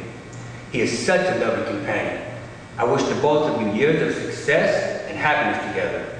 He is so smart and eager to please that it will be hard not to spoil him, which he'll be all too willing to let you do. Once he fully trusts you until you get on the same page, you will fully realize what a blessing he is. I hope that whatever service he provides for you facilitates your day-to-day life and improves your quality of life on the whole. I know he made my life better, and I have no doubt he'll do the same for you. Lastly, I'd like to say thank you to Ms. Maples, Ms. Parisi, Tender Loving Canines, Guide Dogs of America, RR Puppy Raiders, and everyone else who plays a part in making the POOCH program possible here at Mule Creek State Prison and providing me with the opportunity to be of service to others.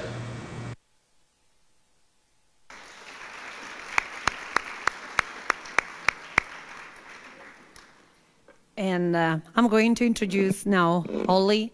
Holly is an autism service dog recipient. Holly comes from Texas, and she received Friday. Friday is a yellow Labrador female. She is puppy raised by Dave Mills from the Antelope Valley Group. Holly's mama to Liam, a sweet kid on the autism spectrum. Holly and Liam's service dog, Friday, work together to help Liam navigate his emotion and bring autism awareness to their community. Please help me to welcome Holly here on stage with Friday.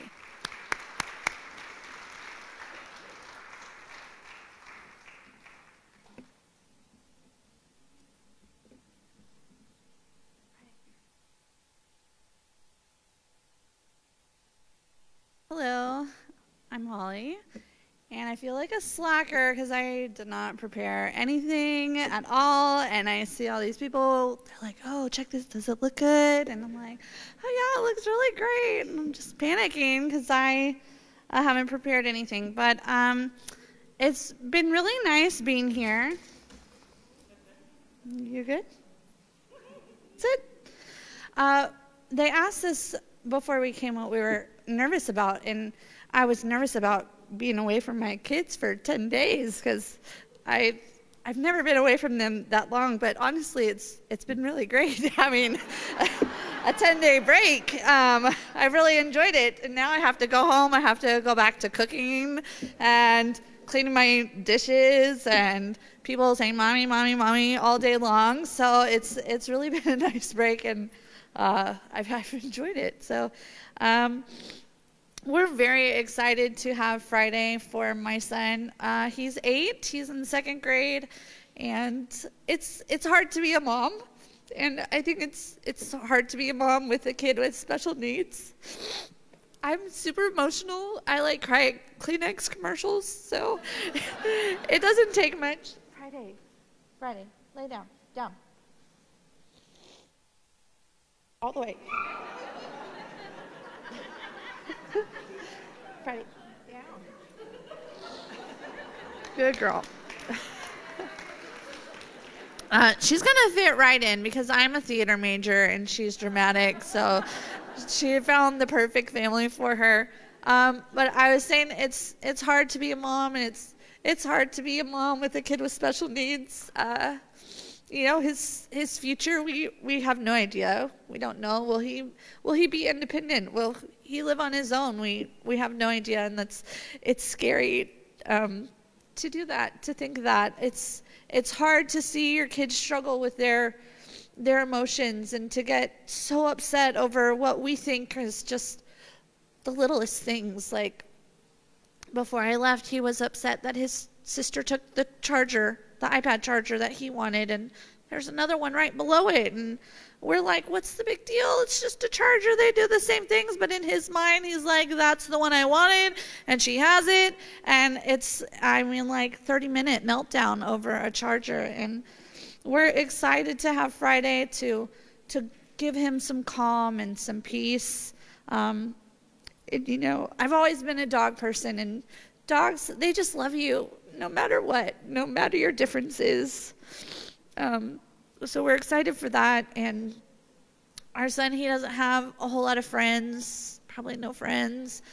So we're really excited that he's very excited for Friday.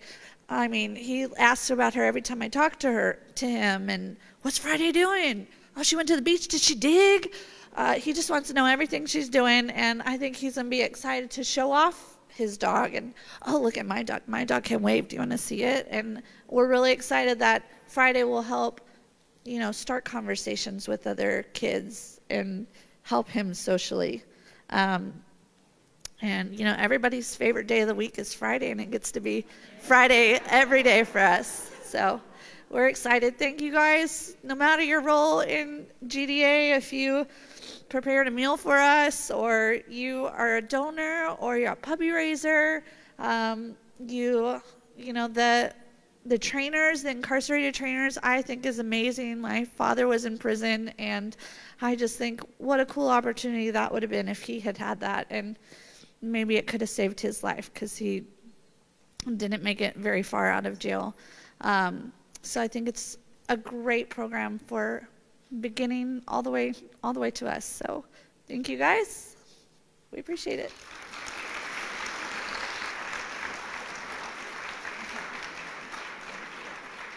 Let's go. That's right. Thank you, Ollie, for sharing.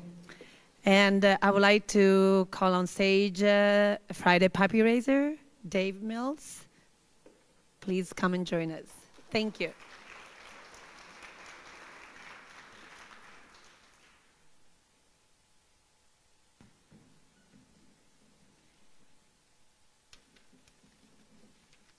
Well, it's still morning, I think.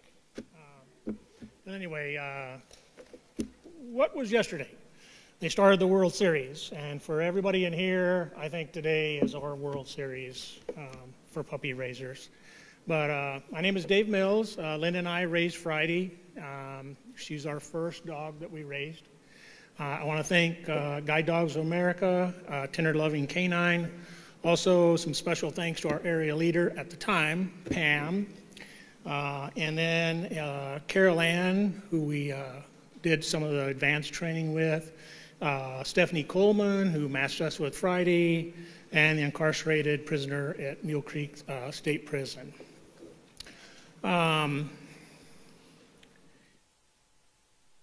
In puppy kindergarten, Friday, all Friday wanted to do is go in and play. So Suzanne would set up barricades so Friday couldn't see the rest of her classmates, and it would kind of keep her in check. But when it came time to perform the things that we were working on in training, she just went out there and she just did an amazing job at it. She was a great learner, and she loved to train. And as some of the other puppies in here, Friday was a COVID puppy. It was a perfect companion for us to go through COVID with. Friday was only street legal for 2 months, and then we went into lockdown. So we all had to learn new training techniques. For Friday, she had, it's a perfect name for her, TGIF, thank God it's Friday. We called her Our Girl Friday, a female helper, a go-to girl who you can entrust with a variety of tasks.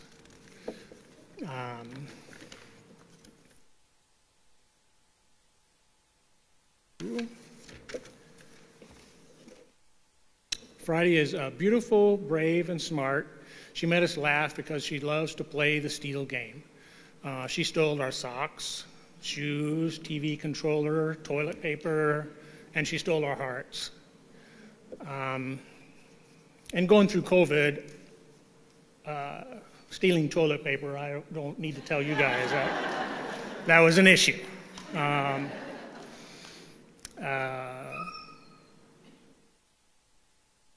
Friday also was born on 9/11. We knew just being born on 9/11.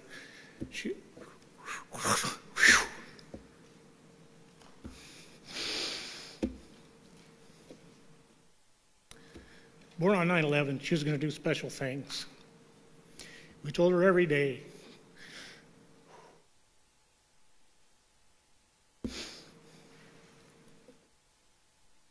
You guys all shouldn't be so quiet.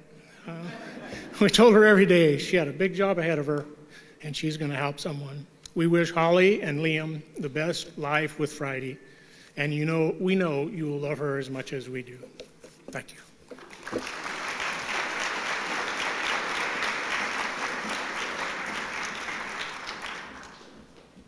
Thank you so much. Friday was trained at Mill Creek Prison, and we're going to watch a video of her trainer, Raymond Ensign.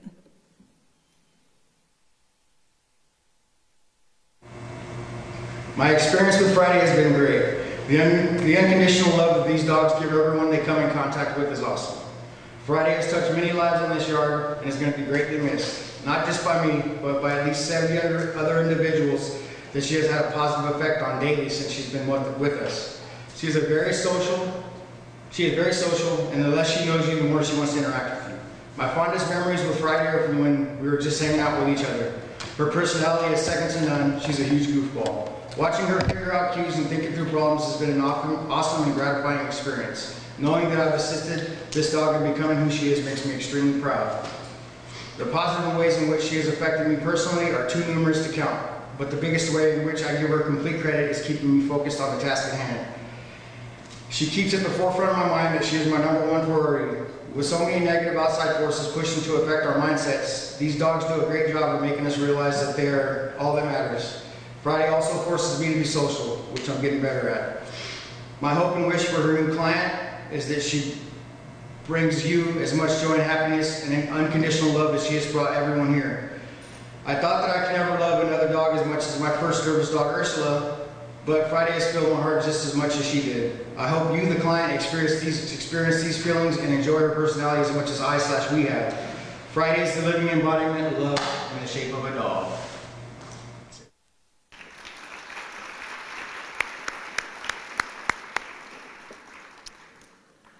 My next student is Michael. Michael is a veteran service dog recipient. Michael is from Ontario, California, and he's receiving Flynn. Flynn is a black male Labrador. He was puppy raised by Phil Barlow from the San Diego Kearney Mesa Group. He also have a team sponsorship by Lockheed Martin. Michael is an Army veteran and a pastor. He has a passion to see veterans get the help they need, especially because he did not always consider himself one who needed help. Please help me to welcome Michael here on stage with us.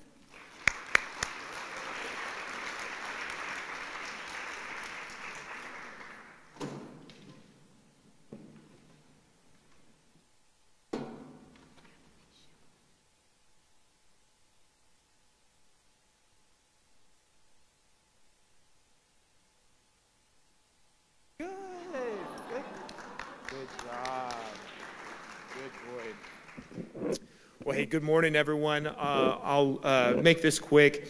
I am just so honored to be here, so thankful for all the people that contributed to this. This program is absolutely unbelievable, and I could go on and thank everyone, but please forgive me if I am not able to do that.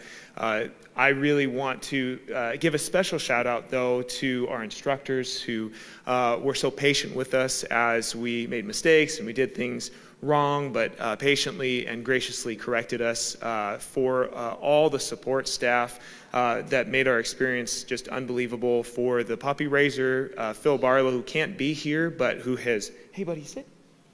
Good boy. Who has just poured his life into raising Flynn and just doing such a great job, and also to the incarcerated trainer who really dedicated so much of his time too. very quickly about me. You know, I am a chaplain in the Army Reserve and a pastor, and I've always had a heart to help people. But sometimes those who help can deceive themselves into thinking that they don't need help. And that's a huge lie that I bought into. And I remember going after my deployment, coming back and feeling like there was something not right, but I couldn't really put my finger on it. It kind of felt like I was wearing an extra, extra large shirt when I really should be in a medium. It just, something was off. Nothing really fit.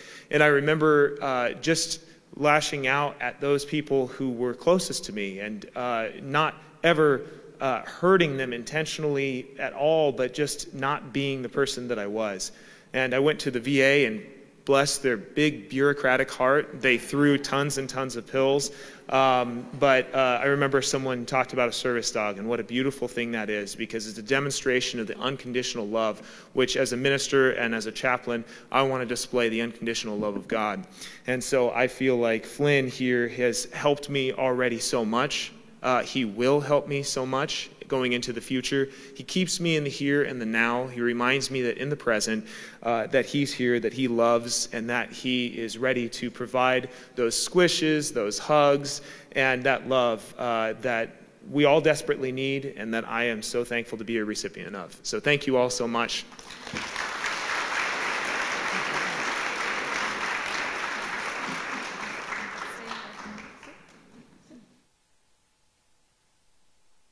Thank you, Michael, for your service. We're happy to have you part of our family and honored to have you here. Thank you, Cheryl. Thanks. So appreciate everything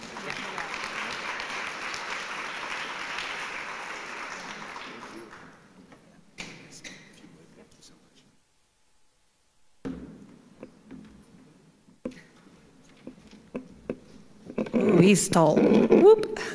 So since Phil is not going to be here, I know that Jess has a few words that Phil sent. And please, Jess, come and join us.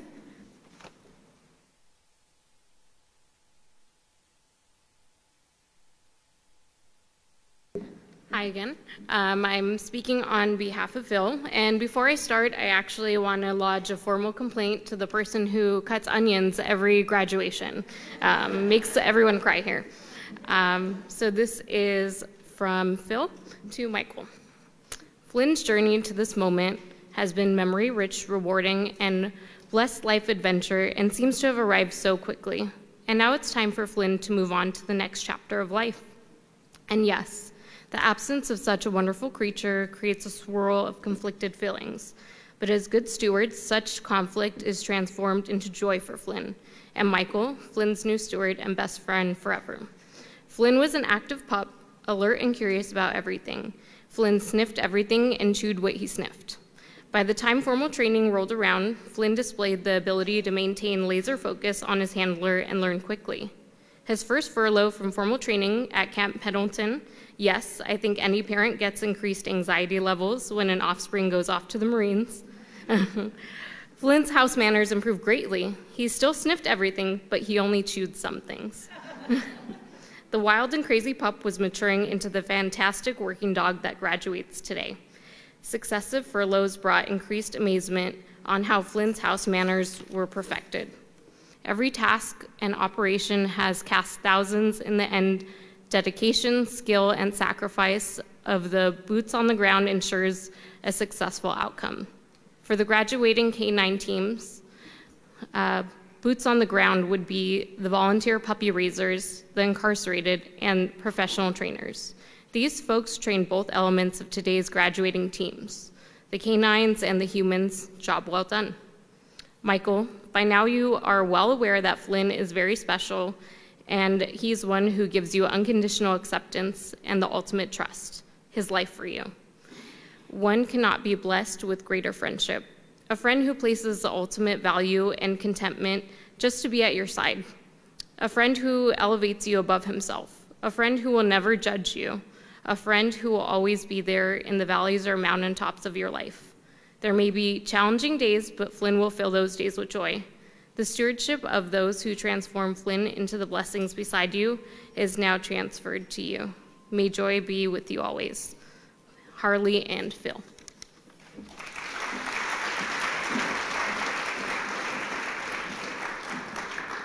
Thank you, Jess. Michael and Flynn was trained at RJD prison facility, and we're gonna watch a video of Billy Thompson, which was his trainer. Hello, my name is Billy Thompson. What I remember most about Flynn is how happy and friendly he is, and how he looks at me when his cute little face. He made it easy for me to quickly bond with him. He's a beautiful dog and has affected me in lots of ways. He has helped me regain my humanity. He helped me experience loving emotions again, emotions that I haven't felt in over 35 years. I'm a more responsible person because of him. I'm a more loving and caring now because of him. He has been a therapy helping me cope better and deal with my own personal battles with depression and PTSD when it hits me. He has allowed me to give back to society in ways I never thought I could ever do. What I hope and wish for the lucky person Flynn goes to is that he will have a bigger impact on them than he had on me. I hope he will fix them in the ways that he has fixed me. I hope he brings them the best quality of life possible. I hope he brings them happiness. He will change their life.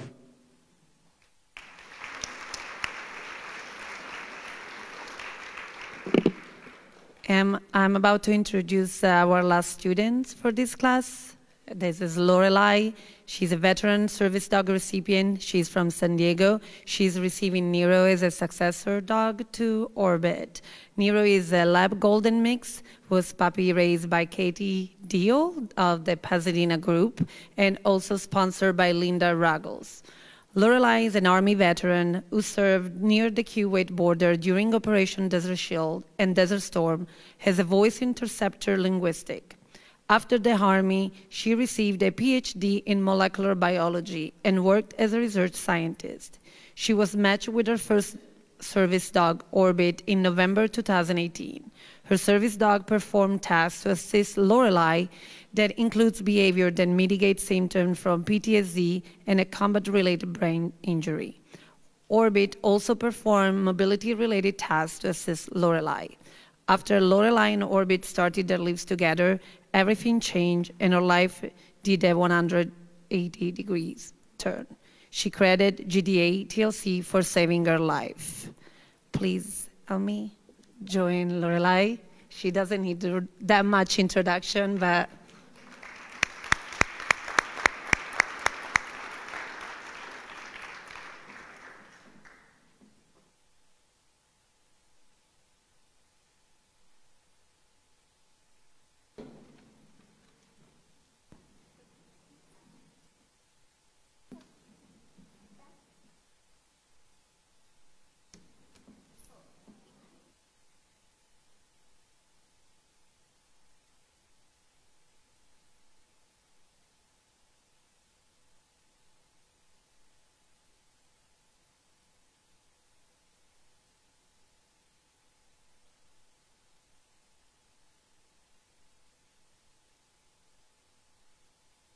lean, so he's probably go down.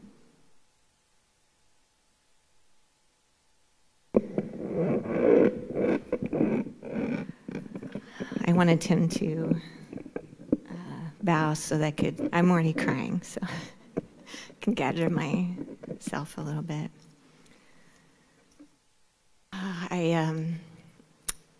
Once I got Orbit and got my life back together,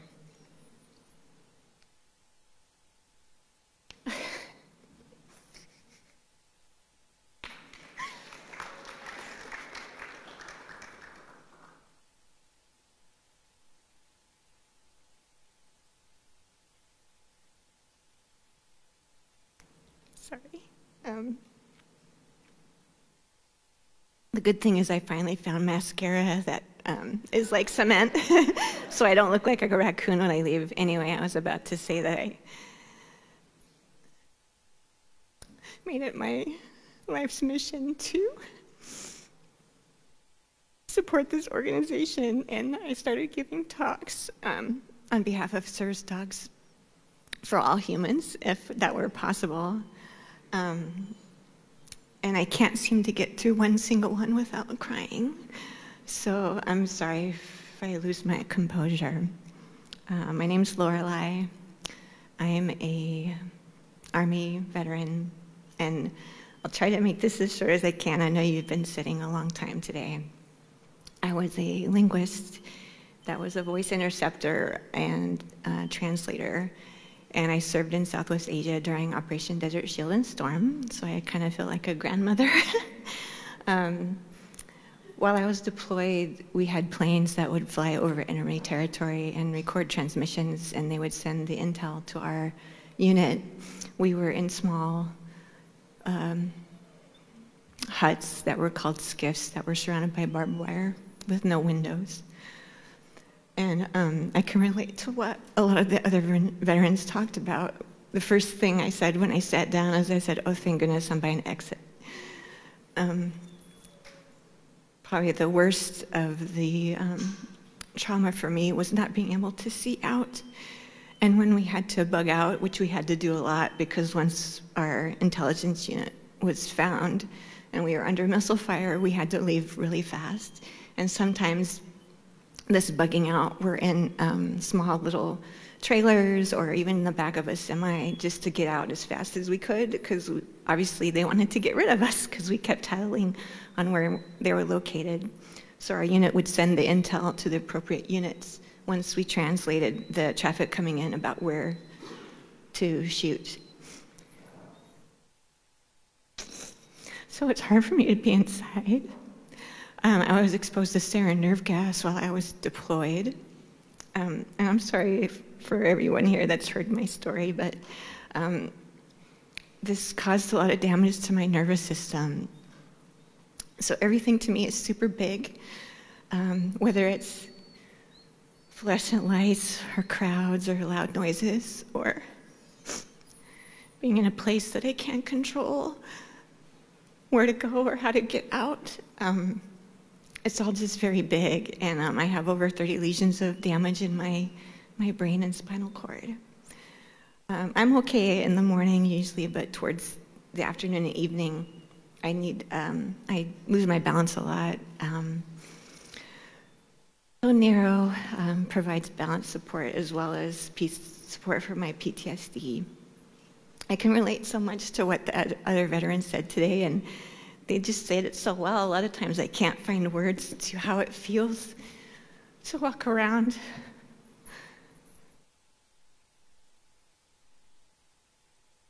My PTSD is under control, but I live across from a Vietnam vet and we talk a lot, and he's using his words, it's in your bones.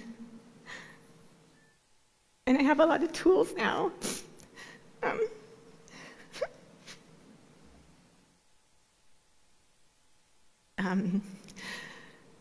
As it was said, Orbit saved my life.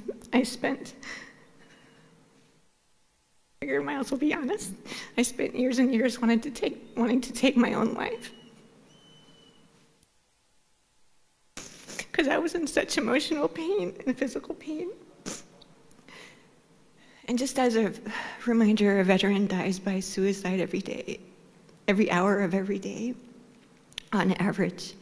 And I could have become a statistic. So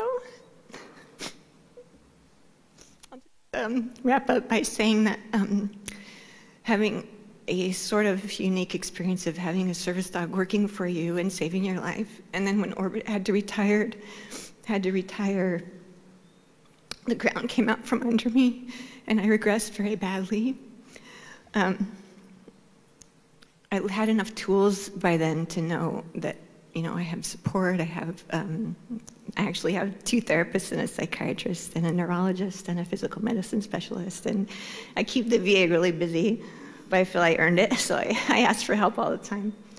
On a good note, I have a bruise on my arm because I got to donate blood on Monday, and I haven't been able to do that since Orbit retired, so just wanted to remind everybody that for every dog that goes to a veteran or a handler of a dog for a child with autism or a facility dog, I get to give back too, you know, so it keeps going and going. They call me the baby saver at the blood bank because I have O negative blood, so they said, oh, the baby saver's back, and who's this? Because Orbit was their little mascot, but I said, this is your new mascot, Nero, and they all loved him. But Nero started working for me right away. He's a really great trained dog.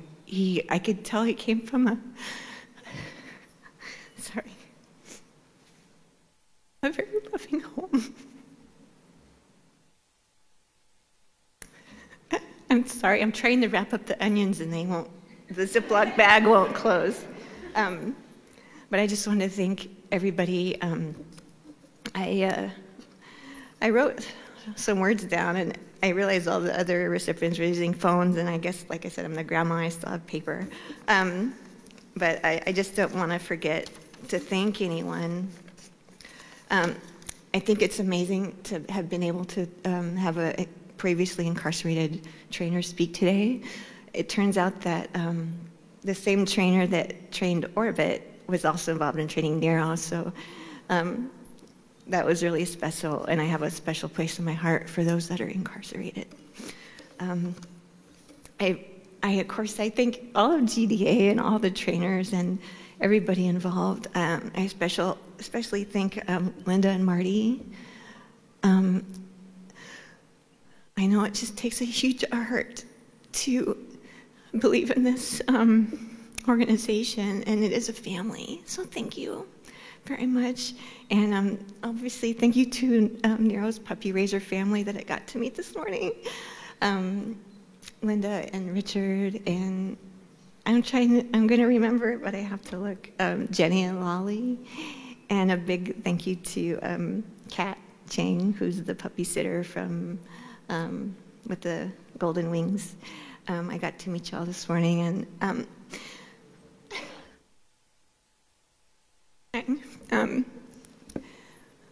I don't think it's hard to find the words to try to tell people what it feels like to receive this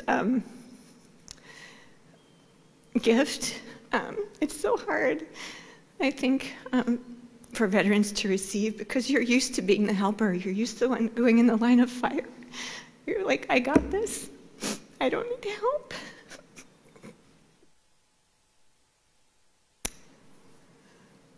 But thank you for throwing me a lifeline again, because as I was saying, I had Orbit, he retired and I crashed. I started isolating again.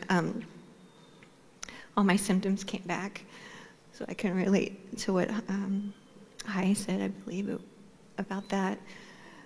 What's amazing to me is that I've had Nero for 6 weeks. I had an in-home placement, and within a month, I was back.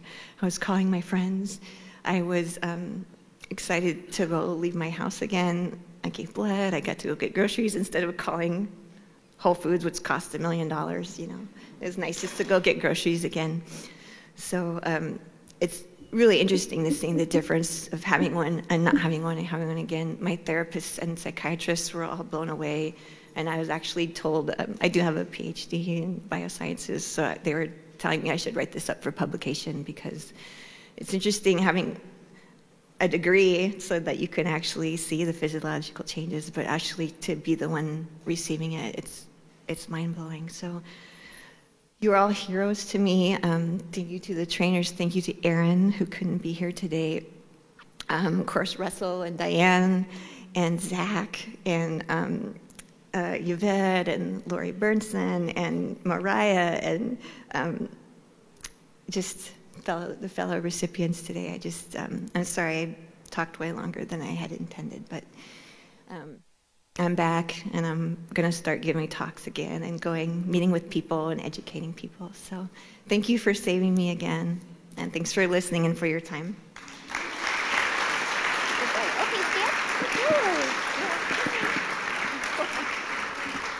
Oh my gosh. Oh gosh. Thank you so much for your service. We are honored to have you part of our family and to serve you.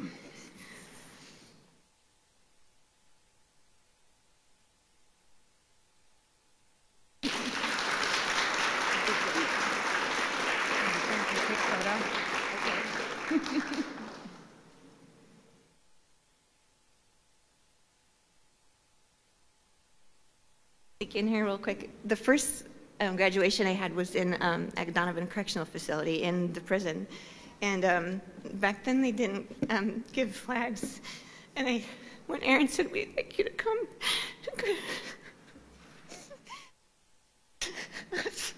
Oh, I'm such a basket case. I said, as long as you don't give me a flag, because as veterans, you know, you don't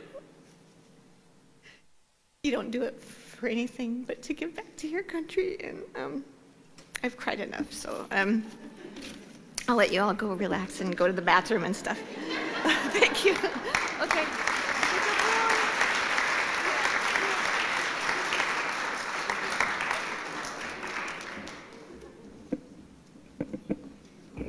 Thank you, Lorelai. And I think we have a Katie Deal that she's going to come here and say a couple of words. That was Nero, Puppy Raiser, and group. And all the support team. I need my support team here, Kat and my daughter Jenny. First of all, I want to say tears are cleansing, tears are good. We all need to cry a little, so I really am, I get it. Well, we couldn't do it without my friends and family. This took a lot of loving and a lot of time, and it was wonderful. We had a wonderful time raising Nero. He is our hero. He is really, really special. He, from the day we got him, I knew he was special. Linda knew he was special. Sheila, we all knew he was special. I want to thank my husband, Richard, and my daughter, Jenny, and Lolly, who's up in Portland in graduate school, and Kat. She's the one that got me in the group.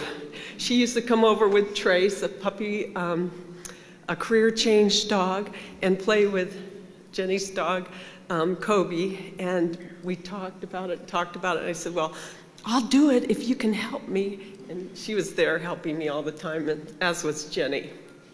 I'd like to thank Sheila, our Pasadena area leader.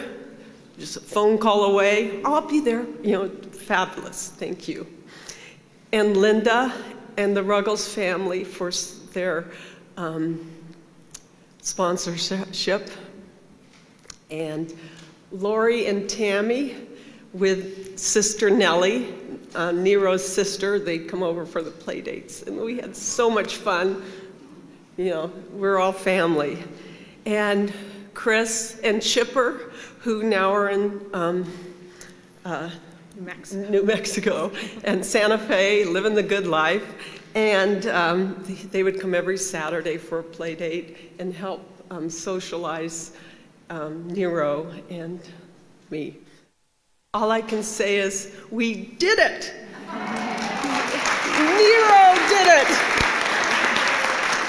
And Nero, our hero, but our veterans, thank you for your service. You are our true heroes. I'm over the moon thinking that, knowing that Nero is with Lorelai, I'm sorry, a little nervous. So thank you again, and thank you for your service.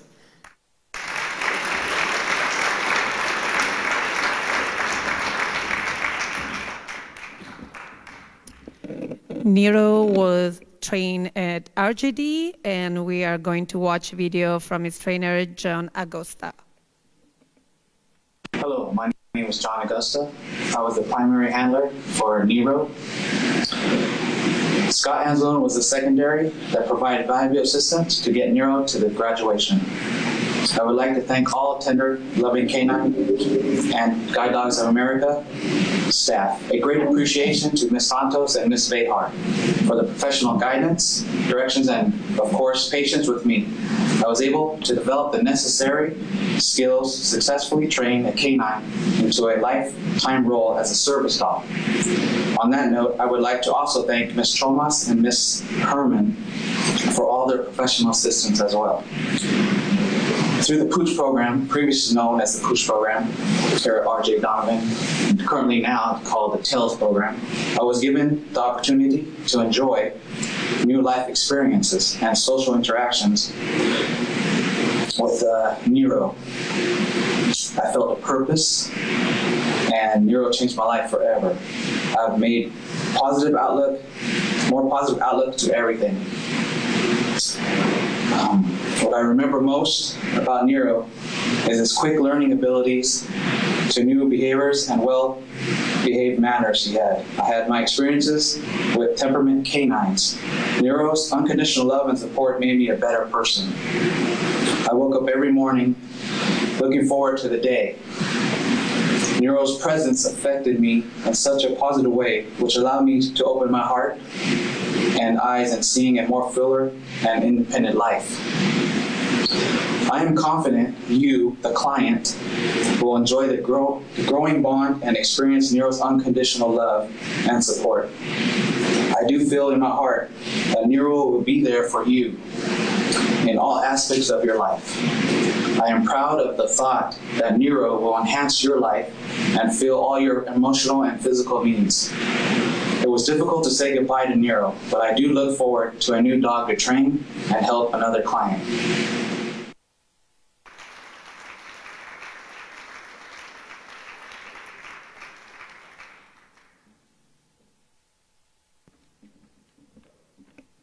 One more round of applause for the class Starbucks. Class 10.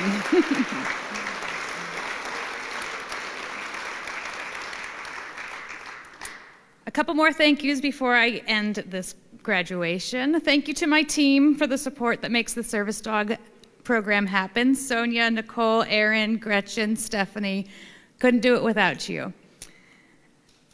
Class Starbucks, keep in touch. Happy journeys. Welcome to the family, and congratulations.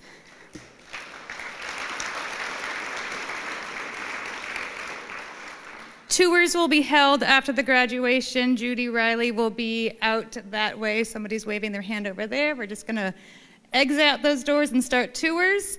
Thank you again for coming. Also, one more thank you to Provider Food Services and Visiting Angels for taking care of the class. They were awesome. We had food delivered to us as soon as we sat down at the tables. Rooms were cleaned. Everything was just awesome. They were there for every need of ours. So thank you to them. We will conclude the graduation. Thank you for coming.